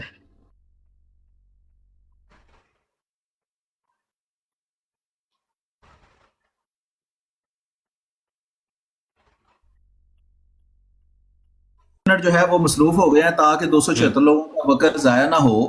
دوبارہ ہم بتا دیتے ہیں کہ یہ جو محذوف کی کہانی شریف انہوں نے ہمیں سنائی ہے اس کا کوئی قاعدہ کلیہ بھی ہوتا ہے کہ ساری حدیثوں میں اور قرآن میں اپنی طرف سے اندر بات گھسانے کا ایک بہانہ ہے کہ جس مرضی حدیث کو میں پکڑوں اور کہوں جناب اس میں تو مثلا لا نبی آبادی والی حدیث ہے، میں وہ آیت پیش کروں جو انہوں نے پیش کی، دیکھو یہاں محذوف ہے، یہاں بھی جناب شریعت والا نبی معذوف ہے، میں کہوں گا لا نبی آبادی کا مطلب ہے کہ میرے بعد شریعت والا نبی نہیں آ سکتا. تو یہ والا اصول مان لیں گے؟ نہیں مانیں گے. کیوں؟ اس لیے کہ ہر کام کا کوئی قاعدہ کلیہ ہوتا ہے. یہ طریقہ کار کہ ادھر معذوف دکھا کر اور یہاں اپنے پاس سے معذوف اندر گھسا کر تو اس کی تعویل طوول کر لینا، ہم نے اس کی تعویل کی ہے. ہم نے نبی اکرم صلی اللہ علیہ وسلم پر کوئی الزام نہیں لگایا. ہم یہ کہتے ہیں کہ یہ بات عام، یہ لکھا ہوا ہے باقی کی حدیثوں میں، جو میں نے ایک ریفرنس دیا ہے وہ 30 حدیثیں ہیں، میں ساری پڑھ کے سنا دیتا ہوں. اس سے پتہ چلتا ہے کہ عرب کا رواج تھا کہ وہ اپنے اکابر کی، اپنے آباء و اجداد کی قسمیں کھاتے تھے. اسی رواج کے تحت رسول اللہ نے بھی قسم کھائی، لیکن کسی وقت اللہ نے وحی کر کے نبی اکرم صلی اللہ علیہ وسلم کو فرمایا کہ کسی غیر اللہ کی قسم نہیں کھانی. آپ نے دوسروں کو بھی بتا دیا اور خود بھی اس کے بعد کبھی وہ قسم نہیں کھائی. جی ابھی آپ کریں. میرا آپ 3 منٹ لگا دیں پلیز، میں پھر آرام سے ساری بات رکھ دوں گا. بہت شکریہ. 1 منٹ بھائی، 1 منٹ لگے گا آپ کا دوست. باقی تو آپ خود اپنی مرضی سے، باقی تو آپ اپنی مرضی سے خاموش ہوئے نا. لگا دیں. صحیح مسلم کی 101 ہے. 1 منٹ رکو نا یار، ایک لگ گیا ہے. 3 منٹ کس نے لگا دی بھائی؟ 1 ہی منٹ لینا لیکن اس میں سے کوئی مسئلہ. جی صحیح مسلم کی 101 ہے. یار بولنے دو نا آپ. جی بسم اللہ. صحیح مسلم کی 101 ہے. اس میں لکھا ہے افلاح و ابیہ ان صدق. اس کا مسئلہ یہ ہے کہ اس کے باپ کی قسم، کامیاب ہوا اس کے باپ کی قسم اگر اس نے سچ کر دکھایا. یہ آپ نے صحیح مسلم کی بات کی، لیکن یہ جو جملہ کہاں استعمال ہوا ہے، یہ جملہ کہاں استعمال ہوا ہے اس کے باپ کی قسم، یہ پوری بات کہاں سے ہے آپ کو نہیں پتا نا. تو اب آپ جائیں گے سنن ابی داؤد میں 3252 پہ، ٹھیک ہے، اور وہاں پر 1 منٹ ابی داؤد ہے. 1 منٹ یار میں دوسری حدیث کھل گیا. ہاں 3252 سنن ابی داؤد میں لکھا ہے یعنی فی حدیث قصۃ الاعرابی قال النبی صلی اللہ علیہ وسلم افلح و ابی ان صدق دخل الجنہ و ابی ان صدق. ایک حدیث کی تفسیر دوسری حدیث کرتی ہے. اب یہاں پر آپ کو مل گیا کہ قصۃ الاعرابی کا لفظ آ رہا ہے ابی داؤد کے اندر، ٹھیک ہے. اب اعرابی کا پورا قصہ جس میں آپ نے یہ جملہ بولا ہے نا افلح و ابی، ایکچولی یہ افلح و رب ابی ہی ہے، یہاں پہ لفظ شاذ ہے. اس کی صحیح چیز کون ایکسپلین کرے گا؟ بخاری. اب آپ آ جائیں. 1 منٹ سر، میں مجھے پوری بات کرنے دیں. اب آپ بخاری میں آ جائیں. بخاری کے اندر پہلے تو آپ کے پاس دلیل ہونی چاہیے. 2678 میں اللہ کے نبی خود بتا رہے ہیں کہ غیر اللہ کی قسم نہیں کھانی، لیکن 2678 میں نیچے دیکھیں ایک اور حدیث ہے. فرمایا، سنیں کیا ہے. اللہ کے نبی فرماتے ہیں کہ کہ آپ نے بیان کیا ایک صاحب آپ صلی اللہ علیہ وسلم کی خدمت میں آئے اور اسلام کے متعلق پوچھنے لگے. آپ صلی اللہ علیہ وسلم فرمایا دن اور رات میں 5 نمازیں ادا کرنا. اس نے پوچھا کیا اس کے علاوہ بھی مجھ پر کچھ نماز اور ضروری ہے؟ آپ صلی اللہ علیہ وسلم نے فرمایا نہیں، یہ دوسری بات ہے، تم نفل پڑھو. پھر آپ صلی اللہ علیہ وسلم نے فرمایا اور رمضان کے روزے ہیں. اس نے پوچھا کیا اس کے علاوہ بھی مجھ پر کچھ روزے واجب ہیں؟ تو آپ صلی اللہ علیہ وسلم نے فرمایا نہیں. سو اس کے جو تم اپنے طور پر نفل رکھو. طلحہ رضی اللہ عنہ نے بیان کیا کہ ان کے سامنے آپ صلی اللہ علیہ وسلم نے زکوٰۃ کا بھی ذکر کیا، تو اس نے پوچھا جو فرض زکوٰۃ آپ نے بتائی اس کے علاوہ بھی مجھ پر کوئی خیرات واجب ہے؟ یہ وہ اعرابی کا قصہ چل رہا ہے سارا. تو آپ صلی اللہ علیہ وسلم فرمایا نہیں سوا اس کے جو تم خود اپنی طرف سے نفل دو. یہ تو ہٹاؤ یہاں سے, اب نفل دو. اس کے بعد یہ صاحب یہ کہتے ہوئے جانے لگے کہ اللہ گواہ ہے نہ میں کوئی زیادتی کروں گا نہ کمی. اللہ کے نبی نے فرمایا اگر اس نے کہا سچ کہا تو کامیاب ہوا. یہ پورا واقعہ ہے بخاری کے اندر. یہاں پر قسم کا لفظ اوپر سے عربی دکھانا ذرا تھوڑی سی اس کی. افلاح ان صدق کا لفظ ہے اوپر سے. جی آپ کھول لیں, آپ کھولیں, میں نمبر دے دیا ہے. اب ارے وہیں سے ارے کھول رکھو تم نہیں, ارے یہیں سے دکھا 7 منٹ کھول لینا. ابھی آخری بات بس آخری بات. اب آپ نے جو سامنے دلیل رکھی نا, آپ نے مسلم کی اٹھائی, مسلم کی دلیل کو ایکسپلین کیا ابی داؤد نے, اور ابی داؤد میں مزید ایکسپلین کیا بخاری میں, ٹھیک ہے. اور بخاری کے اندر قسم کے لفظ نہیں ہے, لیکن آپ لوگوں کو چاہیے 3 منٹ بھی پورے ہو گئے بھائی. 1 منٹ آخری بات. مرزا صاحب کہتے ہیں صحیح مسلم اس شرط پہ وثوق کے ساتھ قبول ہے جب قرآن یا بخاری کے مخالف نہ ہو. آپ کا فہم بخاری کے خلاف ہے سر, اسی لیے اللہ کے نبی کی شان میں ایسے الفاظ نہ کریں. اللہ کے نبی نے کبھی بھی میوٹ کر لیا. ہاں جی دیکھیں یہ تینوں حدیثیں میرے سامنے کھلی ہوئی ہیں. ایک صحیح مسلم کی حدیث ہے جو ہم نے پیش کی ہے, اس کے الفاظ ہیں افلح و ابیہ ان صدقہ. غلطی لگتی ہے کسی کو ایک دفعہ, لیکن وہ ایک دفعہ نہیں 2 دفعہ لکھا ہوا ہے. او داخل الجنت و ابیہ ان صدقہ, اور دونوں جگہ پر اس نے و ابیہ کے استعمال کیے ہیں لفظ. اس کا مطلب ہے مسلم کے الفاظ ٹھیک ہے, بخاری کے الفاظ جو ہیں وہ وہاں سے الفاظ مس ہو گئے, اس لیے کہ وہاں و ابیہ کے الفاظ نہیں ہیں, اور یہاں 2 دفعہ وہی لفظ بولا گیا ہے.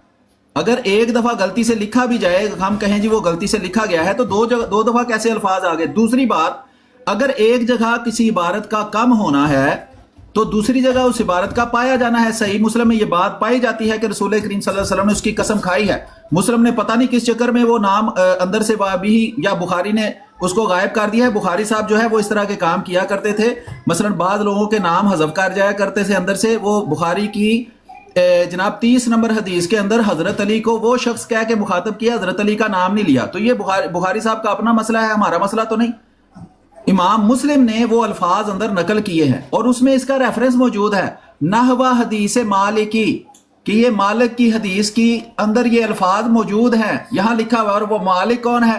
ابھی سہیل ابن مالک, وہ جو حدیث کے اندر اس کا لکھا ہوا ہے, اور وہاں یہ الفاظ مسلم کے مطابق موجود ہیں, بخاری کے مطابق موجود نہ بھی ہوں تو کہاں چلے گئے. اس پہ بات کرو, اس پہ بات کرو, بھائی اپنا منہ تو باندھ رکھو نا. اب تمہارے جہاز کا لگا ہوا ہے, میرا بات چل رہا ہے, آنکھیں نہیں ہے, یہ اینک اتارو, تمہاری آنکھوں کو شاید اوپر سے ٹوپی بھی اتارو کو تھوڑے تمہیں ہوا لگے دماغ کو. ٹائم چل رہا ہے, نظر نہیں آ رہا. ابھی میرا 1 منٹ اور لگائیں جی, اس نے انٹرپٹ کیا ہے اندر. اب دوبارہ انٹرپٹ کرو گے پھر 2 منٹ ہو جائیں گے, یاد رکھنا. جی بسم اللہ. اب دیکھیں ہم نے جو بات پیش کی وہ ہم نے کوئی اپنے پاس سے یا ضعیف حدیث سے پیش نہیں کی, امام مسلم سے پیش کیا. امام مسلم نے وہ بات لکھی ہوئی ہے, اور انہوں نے جو حذف کا قاعدہ بتایا وہ ایک لا یعنی بات کر دی ایسے ہی. کسی ان تینوں حدیثوں کے اندر حذف کی کوئی بات ہی نہیں ہو رہی کہ حذف کیا ہوا ہے, کچھ بھی نہیں. یہاں الفاظ موجود ہیں اور الفاظ دوسری جگہ پر نہیں لکھے گئے, تو کیا ہوا ہے اس سے, کیا ثابت؟ کچھ بھی ثابت نہیں ہوا. صحیح مسلم میں یہ اب بھی لکھی ہوئی ہے, اور وہاں بھی لکھا ہوا ہے کہ رسول کریم صلی اللہ علیہ وسلم نے کہا کہ اس کے باپ کی قسم, اور یہ ترجمہ بھی اہل حدیثوں نے کیا ہوا ہے. اس میں لکھا ہوا ہے اس کے باپ کی قسم, اگر اس نے سچ کہا ہو تو یہ وہی ہوگا جو میں کہہ رہا. تو اس عربی بھی لکھی ہوئی ہے, ترجمہ میں کے اندر اس کا ترجمہ بھی اس کے باپ کی قسم کیا ہوا ہے. اب اس کے اندر جو پنکچر یہ لگانے کی کوشش کر رہے ہیں نا کہ وہاں حذف ہے, وہ کیا حذف چیز ہے بھئی, اس میں بتا دیں ہمیں. صحیح مسلم میں کوئی چیز حذف نہیں ہے, اس کے باپ کی قسم کھائی گئی ہے جو ہم نے ثابت کر دی ہے. جی ٹائم پورا ہو گیا, اب میرا ٹائم لگا دیں, میرا ٹائم لگا دیں. اچھا جی, لو جی, بات کیا ہو رہی تھی؟ اللہ کے نبی کی شان کو گھٹانے کے لیے کیسی باتیں کرتے ہیں. دیکھیں آپ, پہلی بات, اللہ کے نبی کی شان میں جو انہوں نے بولا کہ اللہ کے نبی نے غیر اللہ کی قسم کھائی, میں نے ان کو بتایا کہ مرزا صاحب کا اصول ہے صحیح مسلم اس شرط سے وثوق کے لائق ہی نہیں, قبول کے لائق نہیں, جب قرآن یا بخاری کے مخالف نہ ہو. سر آپ کے تو مرزا صاحب کے خلاف چلے گئے آپ, یہ تو آپ کو پہلے سوچنا چاہیے, جبکہ میں محمد صلی اللہ علیہ وسلم کا یہ ادنا خادم آپ کے مرزا صاحب کی اس بات کو ڈیفائن کرنے آئے یہاں پہ. کم سے کم محمد صلی اللہ علیہ وسلم کی نہیں تو مرزا صاحب کی مان لو. مرزا صاحب بھی کہتے ہیں کہ مسلم کی شرط اس وقت قبول ہوگی جب بخاری کے خلاف نہ ہو. اب بخاری میں کیا لکھا ہے؟ بخاری میں قسم کا لفظ ہی نہیں ہے. میں نے باقاعدہ دلیل سے بات کی ہے. حدیث نمبر 101 صحیح مسلم، افلح و ابیہ ان صدق. یہاں پر کوئی اس طرح کا واقعہ نہیں، لیکن ایک حدیث کی تفسیر دوسری حدیث کرتی ہے. میں نے ابی داؤد 3252 کھولی، وہاں پر اس کی ڈیفینیشن ہے ایک اعرابی آیا اور اس کی مزید ڈیفینیشن 2678 بخاری کے اندر کھل گئی. اعرابی نے کیا سوال کیا اور اللہ کے نبی نے وہاں پر قسم کھا کے نہیں بولا، فرمایا افلح ان صدق. افلح و ابیہ نہیں، افلح ان صدق کہا میرے بھائی. اور جب اللہ کے نبی سے آپ کو دلیل مل جائے 2678 میں جہاں اللہ کے نبی بولتے ہیں کہ غیر اللہ کی قسم نہیں کھانی، تو میرے بھائی جو یہ بولے کہ اللہ کے نبی نے غیر اللہ کی قسم کھائی اس کے لیے ڈوب مرنے کا مقام ہے. بخاری کو غلط بول رہا ہے اس لیے کہ محمد صلی اللہ علیہ وسلم کی شان گھٹانی ہے اس پہ. معذرت کے ساتھ آپ لوگ نہ محمد صلی اللہ علیہ وسلم کے بنے نہ مرزا صاحب کے بنے. کسی ایک کا تو ہاتھ پکڑ لو میرے بھائی. محمد صلی اللہ علیہ وسلم کی شان کو گھٹانے کے لیے مرزا صاحب کی بات پکڑ لو کم سے کم. ان کی بھی نہیں پکڑنی. وہ بھی کہتے ہیں صحیح مسلم کی بات بخاری سے ٹکرا جائے تو نہیں لینی. آپ بخاری کی بات کو ٹکرا رہے ہو، بول رہے ہو مسلم اس وقت یہاں پہ صحیح ہے بخاری غلط ہے. یار کسی ایک کا تو ہاتھ پکڑ لو. ہمیں بالکل آپ سے کوئی امید نہیں کہ محمد صلی اللہ علیہ وسلم کی شان آپ بڑھائیں گے، اللہ کی قسم کوئی امید نہیں. لیکن یہ محمد صلی اللہ علیہ وسلم کا یہ ادنا سا خادم یہاں بیٹھا ڈیفینڈ کرنے کے لیے، اس بات کے لیے کہ اللہ کی قسم اللہ کے نبی نے غیر اللہ کی قسم نہیں کھائی، اور میں ثابت کر چکا ہوں یہاں پر. بہت شکریہ. بہت شکریہ جی. آپ دیکھ سکتے ہیں کہ یہ امام مسلم کو اب گستاخ رسول ثابت کرنے کی ناکام کوشش کر رہے ہیں کہ یہ کہہ رہے ہیں کہ امام مسلم کے لیے ڈوب مرنے کا مقام ہے کہ اس نے رسول کریم صلی اللہ علیہ وسلم کے بارے میں یہ لکھ دیا کہ انہوں نے ایک بندے کے اس عرابی کے باپ کی قسم کھائی. تو ہم تو کوٹ کر رہے ہیں نقل کفر نہ باشد. اگر یہ گستاخی ہے تو امام مسلم گستاخ تھا، تو گستاخ رسول کو آپ حدیثوں کا امام کیسے مان سکتے ہیں؟ بڑے آپ آئے ہیں ہمیں گستاخ ثابت کرنے. آپ تو امام مسلم کو گستاخ ثابت کر رہے ہیں کہ اس نے حدیث میں جان بوجھ کر ایک الفاظ گھسا دیے ہیں اندر رسول اللہ صلی اللہ علیہ وسلم کی گستاخی کرنے کے لیے، کیونکہ دوسری حدیثوں میں لکھا ہوا ہے وہ بندہ مشرک ہے اور وہ بندہ کافر ہے جو اللہ کے علاوہ کسی کی قسم کھائے. اس کا مطلب ہے امام مسلم جو تھا وہ اتنا بڑا گستاخ تھا کہ وہ رسول اللہ کو معاذ اللہ کافر اور مشرک ثابت کر رہا تھا. ہم اس کی یہ تعویل کرتے ہیں. اور دوسری میں ایک اہم کلیہ بیان کر دوں، کیونکہ انہوں نے تو کبھی زندگی میں نہ کچھ پڑھا نہ لکھا، یہ تو ایسے ہی سنا کہ جناب سنی بن گئے ہیں. یہ عدم ذکر سے عدم شے ثابت نہیں ہوتا. اگر ایک جگہ پر ایک چیز کا ذکر نہیں ہے اس سے یہ ثابت نہیں ہوتا وہ چیز ہے ہی نہیں. جب اس کا ذکر دوسری جگہ دکھا دیا جائے تو وہ چیز ثابت ہو جاتی ہے. ہم نے حدیث کے بخاری کے مقابلے کے سب سے بڑے محدث امام مسلم کی کتاب میں صحیح حدیث لکھی ہوئی دکھائی ہے. کسی کے باپ کی بھی جرت نہیں ہے کہ اس پر ضعیف کا یا اس پر غلط ہونے کا حکم لگائے. بالکل. امام مسلم کو آج کلاؤڈ سرفر نے گستاخ رسول ثابت کیا ہے. اس نے کہا ہے کہ امام مسلم کے لیے ڈوب مرنے کا مقام ہے. ابی داؤد کو بھی امام مسلم اور امام ابو داؤد دونوں گستاخ رسول تھے. ان دونوں اماموں کے لیے ڈوب مرنے کا مقام ہے کہ یہ رسول اللہ صلی اللہ علیہ وسلم کی شان گھٹا رہے ہیں، رسول اللہ کے گستاخ ہیں. ایسے گستاخوں کو جو گستاخی کا فتویٰ اس نے لگایا ہے، آج یہ مان کے جائے گا کہ میں آج سے امام مسلم کو اور ابو داؤد کو گستاخ رسول مانتا ہوں، ان کی حدیث میں آئندہ سے کبھی نہیں کسی کو بیان کروں گا. یہ دیکھ لیں یہ کیا کر کے اپنی جان چھڑا رہے ہیں. ایک منٹ رکے. بھائی آپ نے جو ہے نا وہ چھوٹے چھوٹے اماموں کو اور چھوٹے چھوٹے ولیوں کو کا تو بڑی مرتبہ مشاہدہ کیا ہے کہ انہوں نے ٹرک کے نیچے دیا ہے. یہ بڑا مجاہد ہے بھائی، یہ بڑے پہ ہاتھ مارتا ہے. اس نے دو محدثین کو دیا ٹرک کے نیچے، ٹھیک ہے نا. اچھا میں اصول بتاؤں گا آپ کو، ابھی سلیم بھائی سے بات کر لو تاکہ تمہارے علم میں کچھ اضافہ ہو. ٹھیک ہے نا جی، کر لو آپ بات، بالکل کر لو. اچھا بات یہ جناب ابھی دیکھیں کہ امام بخاری رحمہ اللہ کی تحقیق پر سب کو اعتماد ہے. امام بخاری کی تحقیق پر مرزا صاحب کی بات کو بھی اعتماد ہے. مرزا صاحب کہہ رہے ہیں کہ صحیح مسلم اس شرط پہ قبول ہوگی جب قرآن یا بخاری کے مخالف نہ ہو. مرزا صاحب نے، میں نے تو چلو اگر آپ کہتے ہیں محدث کو ٹرک کے نیچے ڈالوا دیا، مرزا صاحب نے مرزا صاحب کو ٹرک کے نیچے پھینک دیا. اللہ کی قسم میرے سامنے مرزا صاحب کا حوالہ کھلا ہوا ہے جس کو یہ مان نہیں رہے. جس طرح آپ کہتے ہیں میں جو ہوں گستاخ ہوں، انہوں نے یہاں مرزا صاحب کو گستاخ ثابت کر دیا. اگر آپ کہتے ہیں میں نے محدث کو ٹرک کی بتی کے نیچے پھینک دیا، ٹرک کے نیچے پھینک دیا، اللہ کی قسم مائنڈ روسٹر صاحب کو 2 دفعہ حوالہ دیا ہے، انہوں نے مرزا صاحب کو ٹرک کے نیچے رگڑ دیا بھی. میں حوالہ دکھا سکتا ہوں آپ کے سامنے. مرزا صاحب کہتے ہیں اگر آپ مرزا صاحب کی بات نہیں مانتے تو آپ نے ان کو ٹرک کی بتی کے پیچھے لگا کے رگڑ دیا. اللہ کی قسم وہ کہتے ہیں صحیح مسلم اس شرط پہ قابل قبول ہوگی جب قرآن جب بخاری کے مخالف نہ ہو. آپ مرزا صاحب کے خلاف کیوں جا رہے ہیں؟ اور میں نے آپ کے سامنے دلیل پیش کر دی ہے، وہی حدیث سیم صحیح مسلم کی جس میں الفاظ شاذ ہیں، نیچے محدثین نے لکھا ہے اب ابھی ہی کے الفاظ شاذ ہیں. اور کون سا محدث نے کبھی حوالہ ایک منٹ لیکن آپ کے اصول کے مطابق آج دنیا دیکھ رہی ہے کہ مرزا صاحب کو بھی آپ نے ٹرک کے نیچے رگڑ دیا میرے دوست. اگر اچھا اس کو نیچے اتار دیں، میرا خیال ہے اس نے حرامزادگی جتنی کرنی تھی کر لی ہے، تو ابھی مزید اس سے بات کرنے کی ضرورت نہیں ہے. اچھا ایک میں اس کا نا جواب دوں گا. اچھا بھائی ٹھیک ہے، صرف یہ ہے کہ یہ بات ویسے بھی کافی ہو گئی ہے، پبلک نے سمجھ لیا ہے جو سمجھنا ہے. اب چونکہ یہ خباثت پر آ گیا ہے تو ایسے خبیث سے بات کرنے کا کوئی فائدہ نہیں. یہ ویسے بھی ساتھ والی لائیو پر بیٹھ کر بکواس کر رہا تھا خلفاء کے اور مسیح موعود علیہ السلام کے بارے میں. بہرحال اس کو اگر دوبارہ موقع دیا ہے تو وہ جو گندا انڈا ہوتا ہے وہ ہر جگہ گندا انڈا ہی رہتا ہے، وہ صحیح ہونا نہیں. میرے خیال میں بہرحال ہم نے جواب دے دیا ہے امام مسلم کے بارے میں. آپ کو موقع دیں گے تو آپ دوبارہ بات کریں. ابھی تبری سے بات ہوگی آپ سے.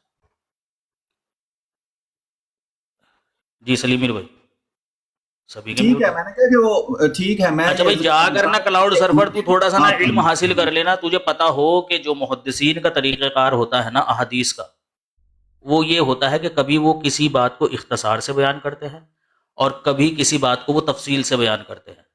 تو جسے خلاف کہہ رہا ہے نا، وہ خلاف نہیں بولتے ہیں محدثین اس کو، اسے بولتے ہیں کہ اختصار اور توسیع. امام ابو مسلم نے اسی لیے انہوں نے ذکر کیا ہے وہاں پر کہ اس کی روایت میں یہ الفاظ زائد ہیں، یعنی وہ مزید بتا رہے ہیں. ٹھیک ہے نا، روایتوں کے اندر یہ بے شمار آپ کو جگہ ملے گا. وضو کے طریقوں میں دیکھو آپ، بخاری کے اندر ہی ایک روایت کے اندر وضو کے طریقے کو مختصر بیان کیا گیا ہے، اسی بخاری کے اندر وضو کے طریقے کو تفصیل سے بیان کیا ہے، مزید زائد الفاظ ہیں اس میں. اب کیا تم یہ کہو گے کہ بھائی یہ والی روایت اس والی روایت کے خلاف ہے؟ یہ خلاف نہیں ہوتی ہے بھائی. جا کر اپنا تھوڑا سا نا علم بڑھاؤ. امام مسلم نے اور امام ابی داؤد نے جب اس روایت کو نقل کیا تو توسیع کے ساتھ کیا، وضاحت کے ساتھ کیا. ان کی روایت میں الفاظ زائد ہیں. بخاری کے اندر بھی یہ جو آپ یہ جو کہتے ہیں نا کہ بھئی وہ شخص جو اپنے دین کو تبدیل کر دے اسے قتل کر دو، ایک دوسری روایت ہے بخاری کی ہی جہاں توسیع کر کے ساتھ جو ہے نا وہ بات بتائی ہے، اور علماء کرام اس کی طرف گئے ہیں کہ یہ حدیث زیادہ واضح ہے بنسبت اس پچھلی حدیث کے، کیونکہ اس میں الفاظ راوی جو ہے جو کہ ثقہ راوی ہے، بیان کرنے والا ہے، وہ زائد الفاظ بتا رہا ہے کہ ایسا شخص جو اپنے دین کو تبدیل کر دے اور پھر وہ اللہ اور اس کے رسول کے خلاف اعلان جنگ کرے، تلوار نکال لے باہر، لڑنے پر آمادہ ہو جائے، ایسے شخص کو قتل کر دو. تو یہ تو تمہیں بخاری کے اندر ہی مل جائیں گی اس طرح کی روایتیں، لیکن اس کے لیے ایک شرط ہے، اس کے لیے تمہیں بخاری کو پڑھنا پڑے گا، ان اصولوں سے تمہیں واقف ہونا پڑے گا. تم نے دو چیزیں گھر بیٹھ کر بنائی ہوئی ہے، تمہارا جہاں دل آتا ہے وہاں لے جا کر تم اس کو چسپا کر دیتے ہو، ایک کرینہ دوسری کرشمہ. جہاں تمہارے سے کوئی جواب نہیں بنتا، بس یا تو تم کرینہ کو پکڑ کے لے کر آتے ہو یا پھر کرشمہ کو، بس ان کے کندھوں پر پیر رکھ کر تم نکلنے کی کوشش کرتے ہو، لیکن پڑھنا نہیں ہے تم نے. اسے بولتے ہیں بھائی اختصار اور توسیع. جا کر پڑھ لینا، محدثین نے بتایا ہوا ہے، کیونکہ انہوں نے پتا ہے ان کو کہ ہم نے ایک محدث کی روایت کو دیکھا، اس نے اس چیز کو اختصار سے بیان کیا، دوسرے محدث کو دیکھا، اس نے اسی بات کو وضاحت کے ساتھ بیان کیا. تو اسے یہ نہیں کہتے ہیں کہ بھائی یہ بات اس بات کے مخالف ہے، چونکہ یہ الفاظ اس والی روایت میں نہیں لکھے ہوئے ہیں. اچھا تم بخاری سے ہی کیوں مسلم کو جو ہے نا بھائی رد کر رہا ہے؟ تم مسلم سے بخاری کو رد کر دے اگر اس طرح کی بات ہے. حضرت مسیح موعود علیہ السلام نے مخالفت کی بات کہی ہے. مخالفت ہونا ایک الگ چیز ہے کہ بخاری نے کہا کہ بھائی یہ کام نہیں کرنا ہے، رسول اللہ نے یہ کہا تھا، یا یہ کہ محمد صلی اللہ علیہ وسلم نے یہ کام کیا، اور مسلم اس کے اگینسٹ جا کر کہے کہ نہیں محمد صلی اللہ علیہ وسلم نے یہ کام نہیں کیا تھا. اسے بولتے ہیں مخالف. اسے نہیں بولتے ہیں مخالف جو تم بتا رہے ہو، اسے بولتے ہیں توسیع، وضاحت، کہ یہ بات وضاحت کے ساتھ بیان کری امام مسلم نے اور امام ابی داؤد نے. تبھی تو تمہارے علماء نے اس کے اوپر صحیح کا فتویٰ لگایا ہوا ہے. بھائی وہ تمہارا ایک محدث ہے، وہ اس کا تم یہاں نام، میں نے کہا نام بتاؤ اس کا کیا ہے. جتنے لوگ نیچے بیٹھے تھے انہوں نے نام بھی نہیں سنا اس کا. اس کا ایک ہی قول نقل ہوا ہے بس ایک کتاب کے اندر. وہ کہیں پورے 1400 سال کی کتابوں میں کہیں کو وہ بیچارہ اکیلا جو ہے نا وہ دبا دبا بیٹھا ہے، وہ قول وہ تمہارے ہاتھ میں لگ گیا. اس نے کہہ دیا کہ جی شاذ ہے یہ قول، اور بنیاد اس نے بھی نہیں بتائی کہ اس کی بنیاد کیا ہے، کہ کس بنا پر تم یہ کہہ رہے ہو. کیونکہ شاذ کا جو حکم لگتا ہے وہ کسی راوی کے اوپر جرح کیے بغیر لگ ہی نہیں سکتا. راوی کا تم نام نہیں بتاتے ہو. راوی کا تمہارے سے نام پوچھو بھائی کون تھا، کس نے کیا، ہمیں نہیں پتا کس نے کیا، ہمیں نہیں پتا کب کیا. اس وقت تمہارے یہ جواب ہوتے ہیں. اچھا وہ نمبر یہ جاہل ہے بیچارے، یہ ادھر ادھر کسی وہابی سے سن کے آ گیا ہے یہ بات، خود اس نے کبھی غور نہیں کیا. ایک تو بات یہ ہے کہ ان دونوں روایتوں کے بخاری کی اور مسلم کی راوی ہی مختلف ہے. یہ ایک ہی راوی سے مختلف کتابوں میں جو بات ہے وہ بعض جگہ مختصر ہے، الفاظ میں بھی فرق ہے. ایک ہی راوی، چین پوری کی پوری ایک ہی ہے اور مختلف کتابوں میں اس کے مختلف الفاظ ہیں. لیکن یہاں دو جو حدیثیں یہ دکھائی جا رہی ہیں، یہ صحیح بخاری کی 2678 اور صحیح مسلم کی 101، یہ دو مختلف راویوں کی ہے. امام بخاری نے اس حدیث کے اندر لکھا ہوا ہے کہ مجھے مالک کی حدیث کا بھی پتہ ہے. مالک کی حدیث کا میں آپ کو عبارت پوری پڑھ دیتا ہوں. لکھا ہے حدثنی یحییٰ بن ایوب، اور وہ حدیث شروع ہوتی ہے حدثنی مالکن، یعنی اس کا راوی ہے مالک سب سے پہلا، جس سے امام بخاری نے سنا ہے. اور امام مسلم نے وہی روایت یحییٰ بن ایوب سے سنی ہے. اور اس کے آخر پر امام مسلم خود لکھ رہے ہیں کہ بہذا الحدیث نحو حدیث مالکن، کہ یہ حدیث مالک کے حدیث جیسی ہے، لیکن جن الفاظ میں فرق تھا صرف وہ نقل کیے. کہ مالک نے ان الفاظ میں حدیث نقل کی ہے، لیکن یحییٰ بن ایوب نے اس چین کے ساتھ یہ الفاظ نقل کیے ہیں. وہ دونوں راوی ہی مختلف ہیں، اور امام مسلم کو امام بخاری کی حدیث کا پتا تھا، اس کے باوجود اس نے یہ الفاظ لکھے ہیں. یہ الفاظ لکھے ایک بات. دوسری بات یہ ہے کہ اگر یہ صریح انکار بھی دکھا دے بخاری سے یا دنیا کی کسی حدیث کی کتاب سے کہ اللہ کے رسول نے وہاں قسم نہیں کھائی، تو اسبات انکار پر بھاری ہوتا ہے. اسبات انکار سے اصول میں مقدم ہوتا ہے.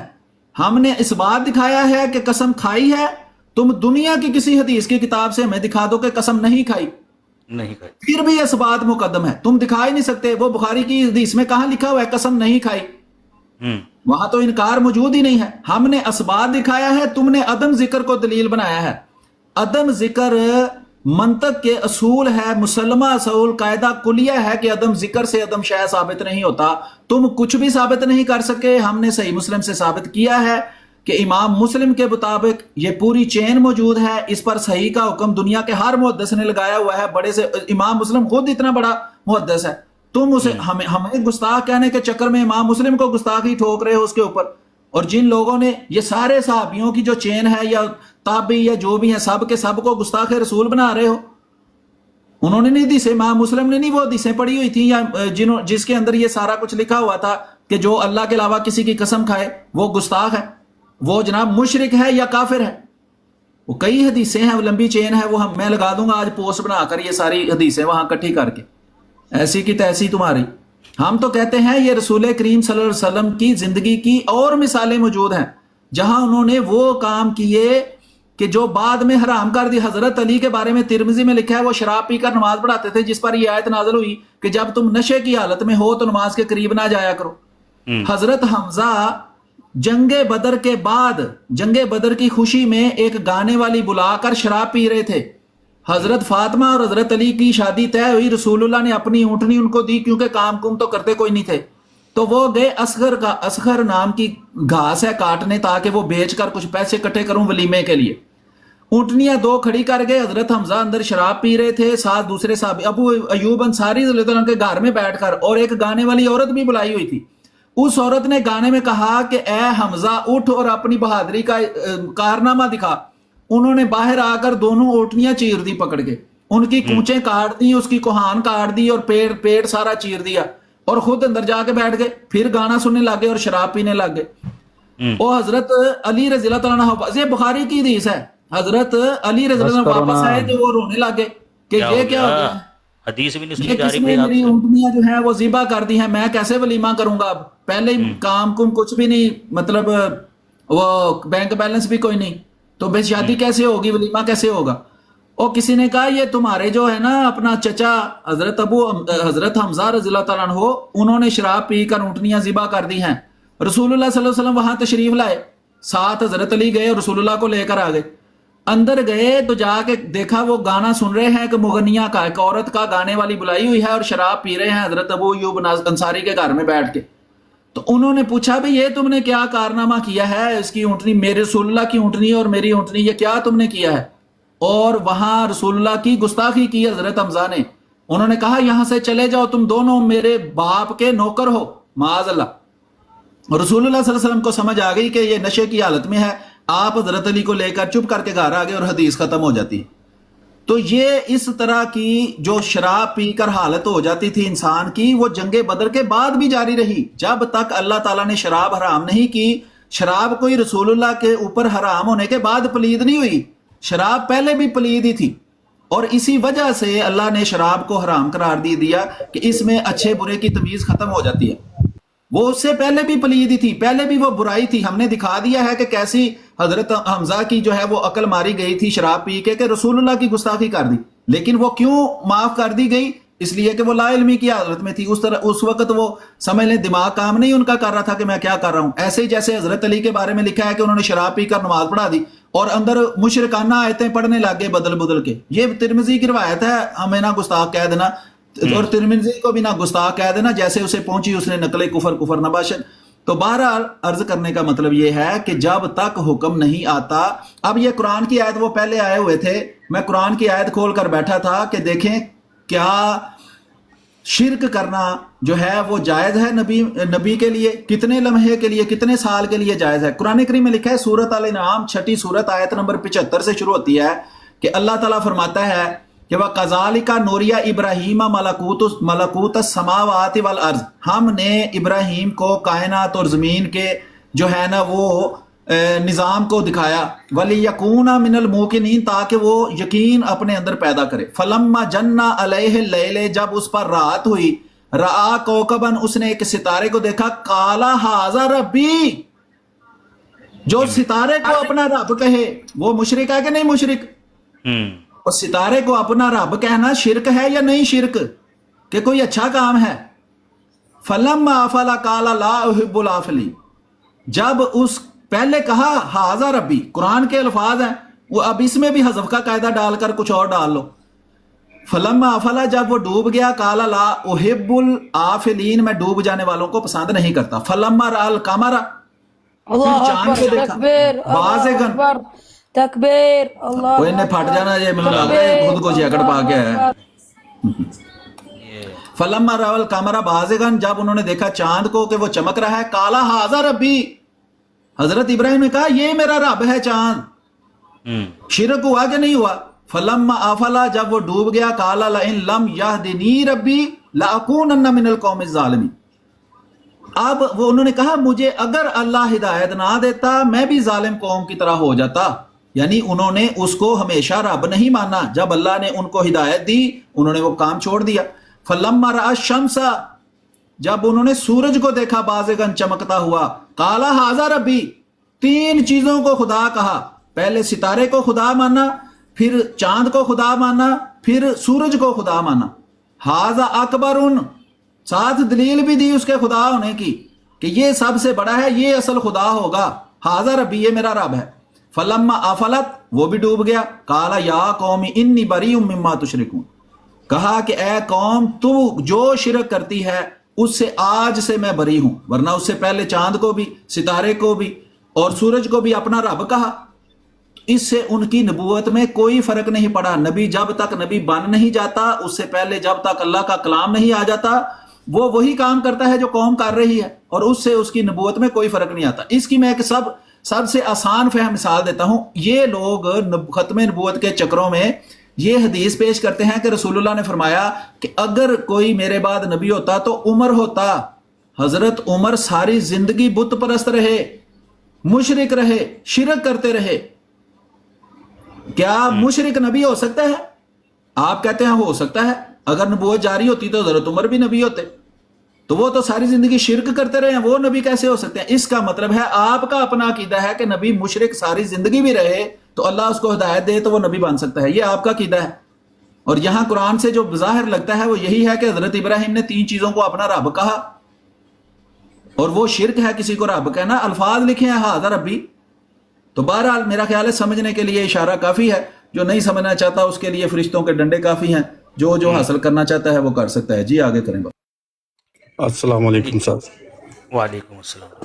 جی سر میں نا ایک یہ جو بھائی بول رہے تھے یہ ایک آیت کی قرآن کی آیت ہے، وہ ذرا کوٹ کر سکتے ہیں، سنا سکتے ہیں؟ سورہ الاحزاب کی سورہ نمبر 33 40 آیت نمبر۔ احزاب کی تھینک یو 33 جی کیا ہے اس میں بتائیں؟ جیسے آپ دوسری آیت پڑھیں، یہ آیت پڑھیں ذرا۔ نہیں آپ کو بھی ثواب ہم دلانا چاہتے ہیں نا، ہم اکیلا سارا ثواب نہیں نا حاصل کرنا چاہتے، تو نہیں کچھ سر، میں محنت آپ آپ کی بھی بروڈ پہ آیا ہوں نا، آپ نہیں، ہی بولے جا رہے ہیں نا، میں آپ چلے سے آپ اسی روڈ لیے لگائیں، بولا۔ میں وہاں آ جاتا ہوں، وہاں سنا دیں مجھے، آپ لائیو لگائیں میں وہاں آتا ہوں، آپ وہاں سنا دیں گے مجھے؟ بردر پتہ کیا بات ہے، ہاں جی جس انسان میں صبر نہ ہو وہ دوسروں کو اچھا، کوئی بھی تلقین نہیں کر کتنی سکتا۔ دیر صبر کریں گے تو پھر سنا دیں گے، بتا دیں پھر میں کب نے تک تو ہم آپ کو صبر کچھ کر بھی لیتے نہیں ہیں؟ بولا، میں نے تو سلام کیا، بھائی بول رہا ہوں ایک وعلیکم آیت السلام۔ کوٹ کر دیں وعلیکم بس۔ السلام ورحمۃ جی اللہ آپ وبرکاتہ، جیسے وہ ساری وجنت آیت المقام پڑھیں گے، آیت ودوزخ ذرا کوٹ الحرام۔ کر دیں آپ پلیز، میں میوٹ پہ جی ہوں۔ جی وہ کیا ہے، آپ آیت پڑھیں نا، آپ ہمیں سمجھائیں کیا اس میں سوال ہے آپ کا؟ ذوق بھائی جان دیکھیں، آپ آیت پڑھیں ذوق گے بھائی تو پھر میں اس میں ذوق بھائی سوال ذوق بتاؤں ذوق گا بھائی نا۔ آلو بھائی بس جی جی دیکھیں، انہوں نے ایک بات کہنی تھی، ہاں اس جی بات کو ثابت کرنے کے لیے انہیں کسی دلیل کی ضرورت تھی، تو وہ دلیل بھائی، ان کے میں کوئی قرآن، دلیل بات تو سن مانگ لو رہا یار، ہوں؟ بات تو سنو بھائی، دیکھیں نا جی صبر کی جی باتیں کر رہے تھے آپ، خود بھی جی جی صبر جی ہو، جی جی سن رہا ہوں۔ انہیں جو بات کہنی تھی اس کی دلیل دینی تھی، اس کی دلیل قرآن میں اور حدیث میں تھی، لہٰذا انہوں نے قرآن کی وہ آیت اور وہ حدیث پڑھ دی اور بھائی جان، میں استدلال آپ بھی کی کر جو دیا۔ پچھلی ارے میری بات یار سنیں نا عجیب بھائی، قسم کے انسان ہو، میں نے یار کہا ایک عجیب منٹ رکو، نہیں، بات میری تو سن لو بات تو آپ سنیں میری، نا، اب لمبی ہو جائے گی نا بات، میں آپ کو لمبی کٹ نہیں کر ہوئے رہا گی ہوں۔ بھائی، لمبی تو آپ کر رہے ہیں اس کو، جی وہ بات بات پھر اچھا بار سنائے بار پھر میں روک کر۔ میوٹ، بات مجھے جب ذوق بولیں میں گے میں آیت پھر بولوں گا۔ اچھا ذوق بھائی میں آیت پڑھنے لگا ہوں تو پھر ہمیں بتائیں کیا مسئلہ ہے؟ اعوذ اچھا میں باللہ آیا من ایک منٹ میں، الشیطان نہیں نہیں، الرجیم، مسئلہ نہیں، آپ بسم پڑھیں، میں آپ اللہ اچھا اب دیکھیں نا، اب کیسے آپ کو سمجھائیں کہ اپنا مائک بند رکھیں، ابھی جی میں جی میں آیت پڑھنے میوٹ۔ لگا پھر بولے جا رہے ہیں، مائک میوٹ کر لیں۔ اعوذ باللہ من الشیطان الرجیم، بسم اللہ الرحمن الرحیم، وَقَرْنَ فِي بُيُوتِكُنَّ وَلَا تَبَرَّجْنَ تَبَرُّجَ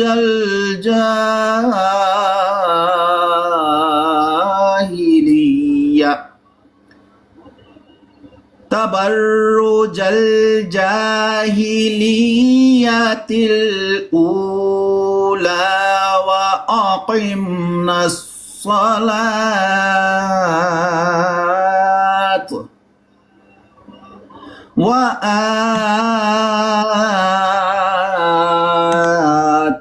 وآتينا الزكاة وأطعنا الله ورسوله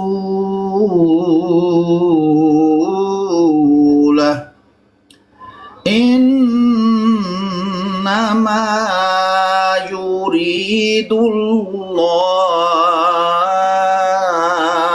ليذهب عنكم الرجس أهل البيت ويطهركم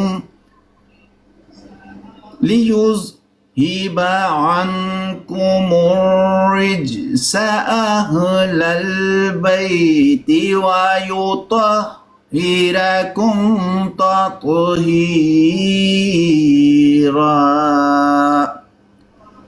ٹھیک ہے جی، یہ سورت 33 اور آیت 33 ہے اعلیٰ حزاب۔ اب بتائیں کیا ہے اس میں مسئلہ، سوال کیا ہے؟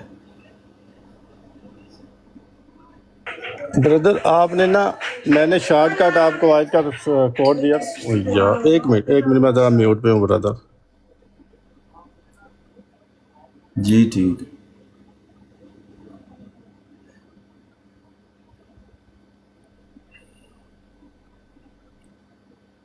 جی بھائی، اور جو دوست آئے ہیں، یہ دی کرائی، پتہ نہیں مجھے پورا نام نہیں نظر آ رہا، دی کیا ہے، دے کالمی جٹ۔ ہاں جی آپ کریں بھائی، کیا ہے جٹ صاحب آپ کو سوال کوئی نہ مسئلہ کال مسئلہ؟ می جٹ، ابھی جٹ بھائی۔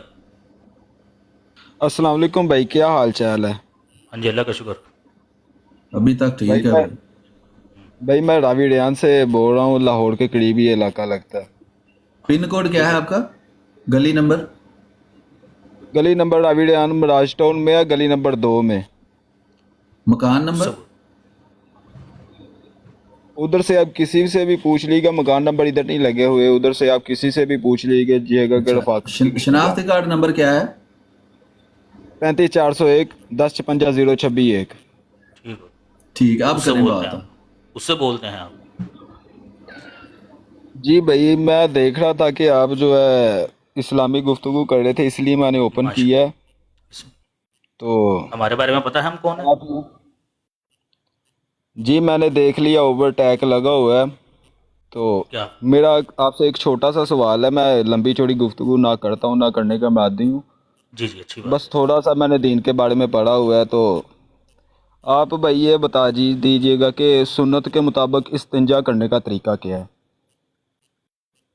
ये तो मुशाहिदे की बात है प्यारे भाई, इसके लिए तो आपको मेरे पास आना पड़ेगा। तो ये वैसे बोल लेकिन के सांस नहीं लेना है, लेकिन अस्तंजा करते वक्त, क्योंकि उससे रोजा टूट जाता है। नहीं, प्रैक्टिकल करके दिखाना है या सिर्फ वैसे जुबानी भी समझ आ वैसे जाती है? जुबानी आप मुझे बता दें कि कैसे करते हैं सुन्नत के मुताबिक, तरीका क्या है उसका। ठीक है। मोबाइल नहीं मेरे प्यारे भाई कब से खोलना मसला आपने। चल रहा आपका? मोबाइल ने को जी? नीचे से रिक्वेस्ट डाल रहा हूं। यार प्यारे भाई, आपकी उम्र अच्छा, कितनी हो गई है? दे काल में जट भाई। हाँ जी, करें जी सैफी भाई, मेरा नाम यासिर अली है। कितनी उम्र हो गई प्यारे भाई आप? 21 साल। 21 साल। जी तो अस्तंजा करते थे आप? जी। तो ये कब आपको पता चला, या ये कब शक हुआ आपको कि हाँ मैं जो अस्तंजा करता हूँ वो सुन्नत के तरीके से नहीं है? कैसे करते थे वैसे, पहले आप ये बताइए। मुझे तो पता है सुन्नत के मुताबिक करने का, मैं वैसे बताना हाँ, तो जब जो पता आगे है तो बैठे क्यों हैं पूछ रहे हो उनको भाई? पता जब नहीं है। पता है तो क्यों पूछ रहे हो प्यारे भाई?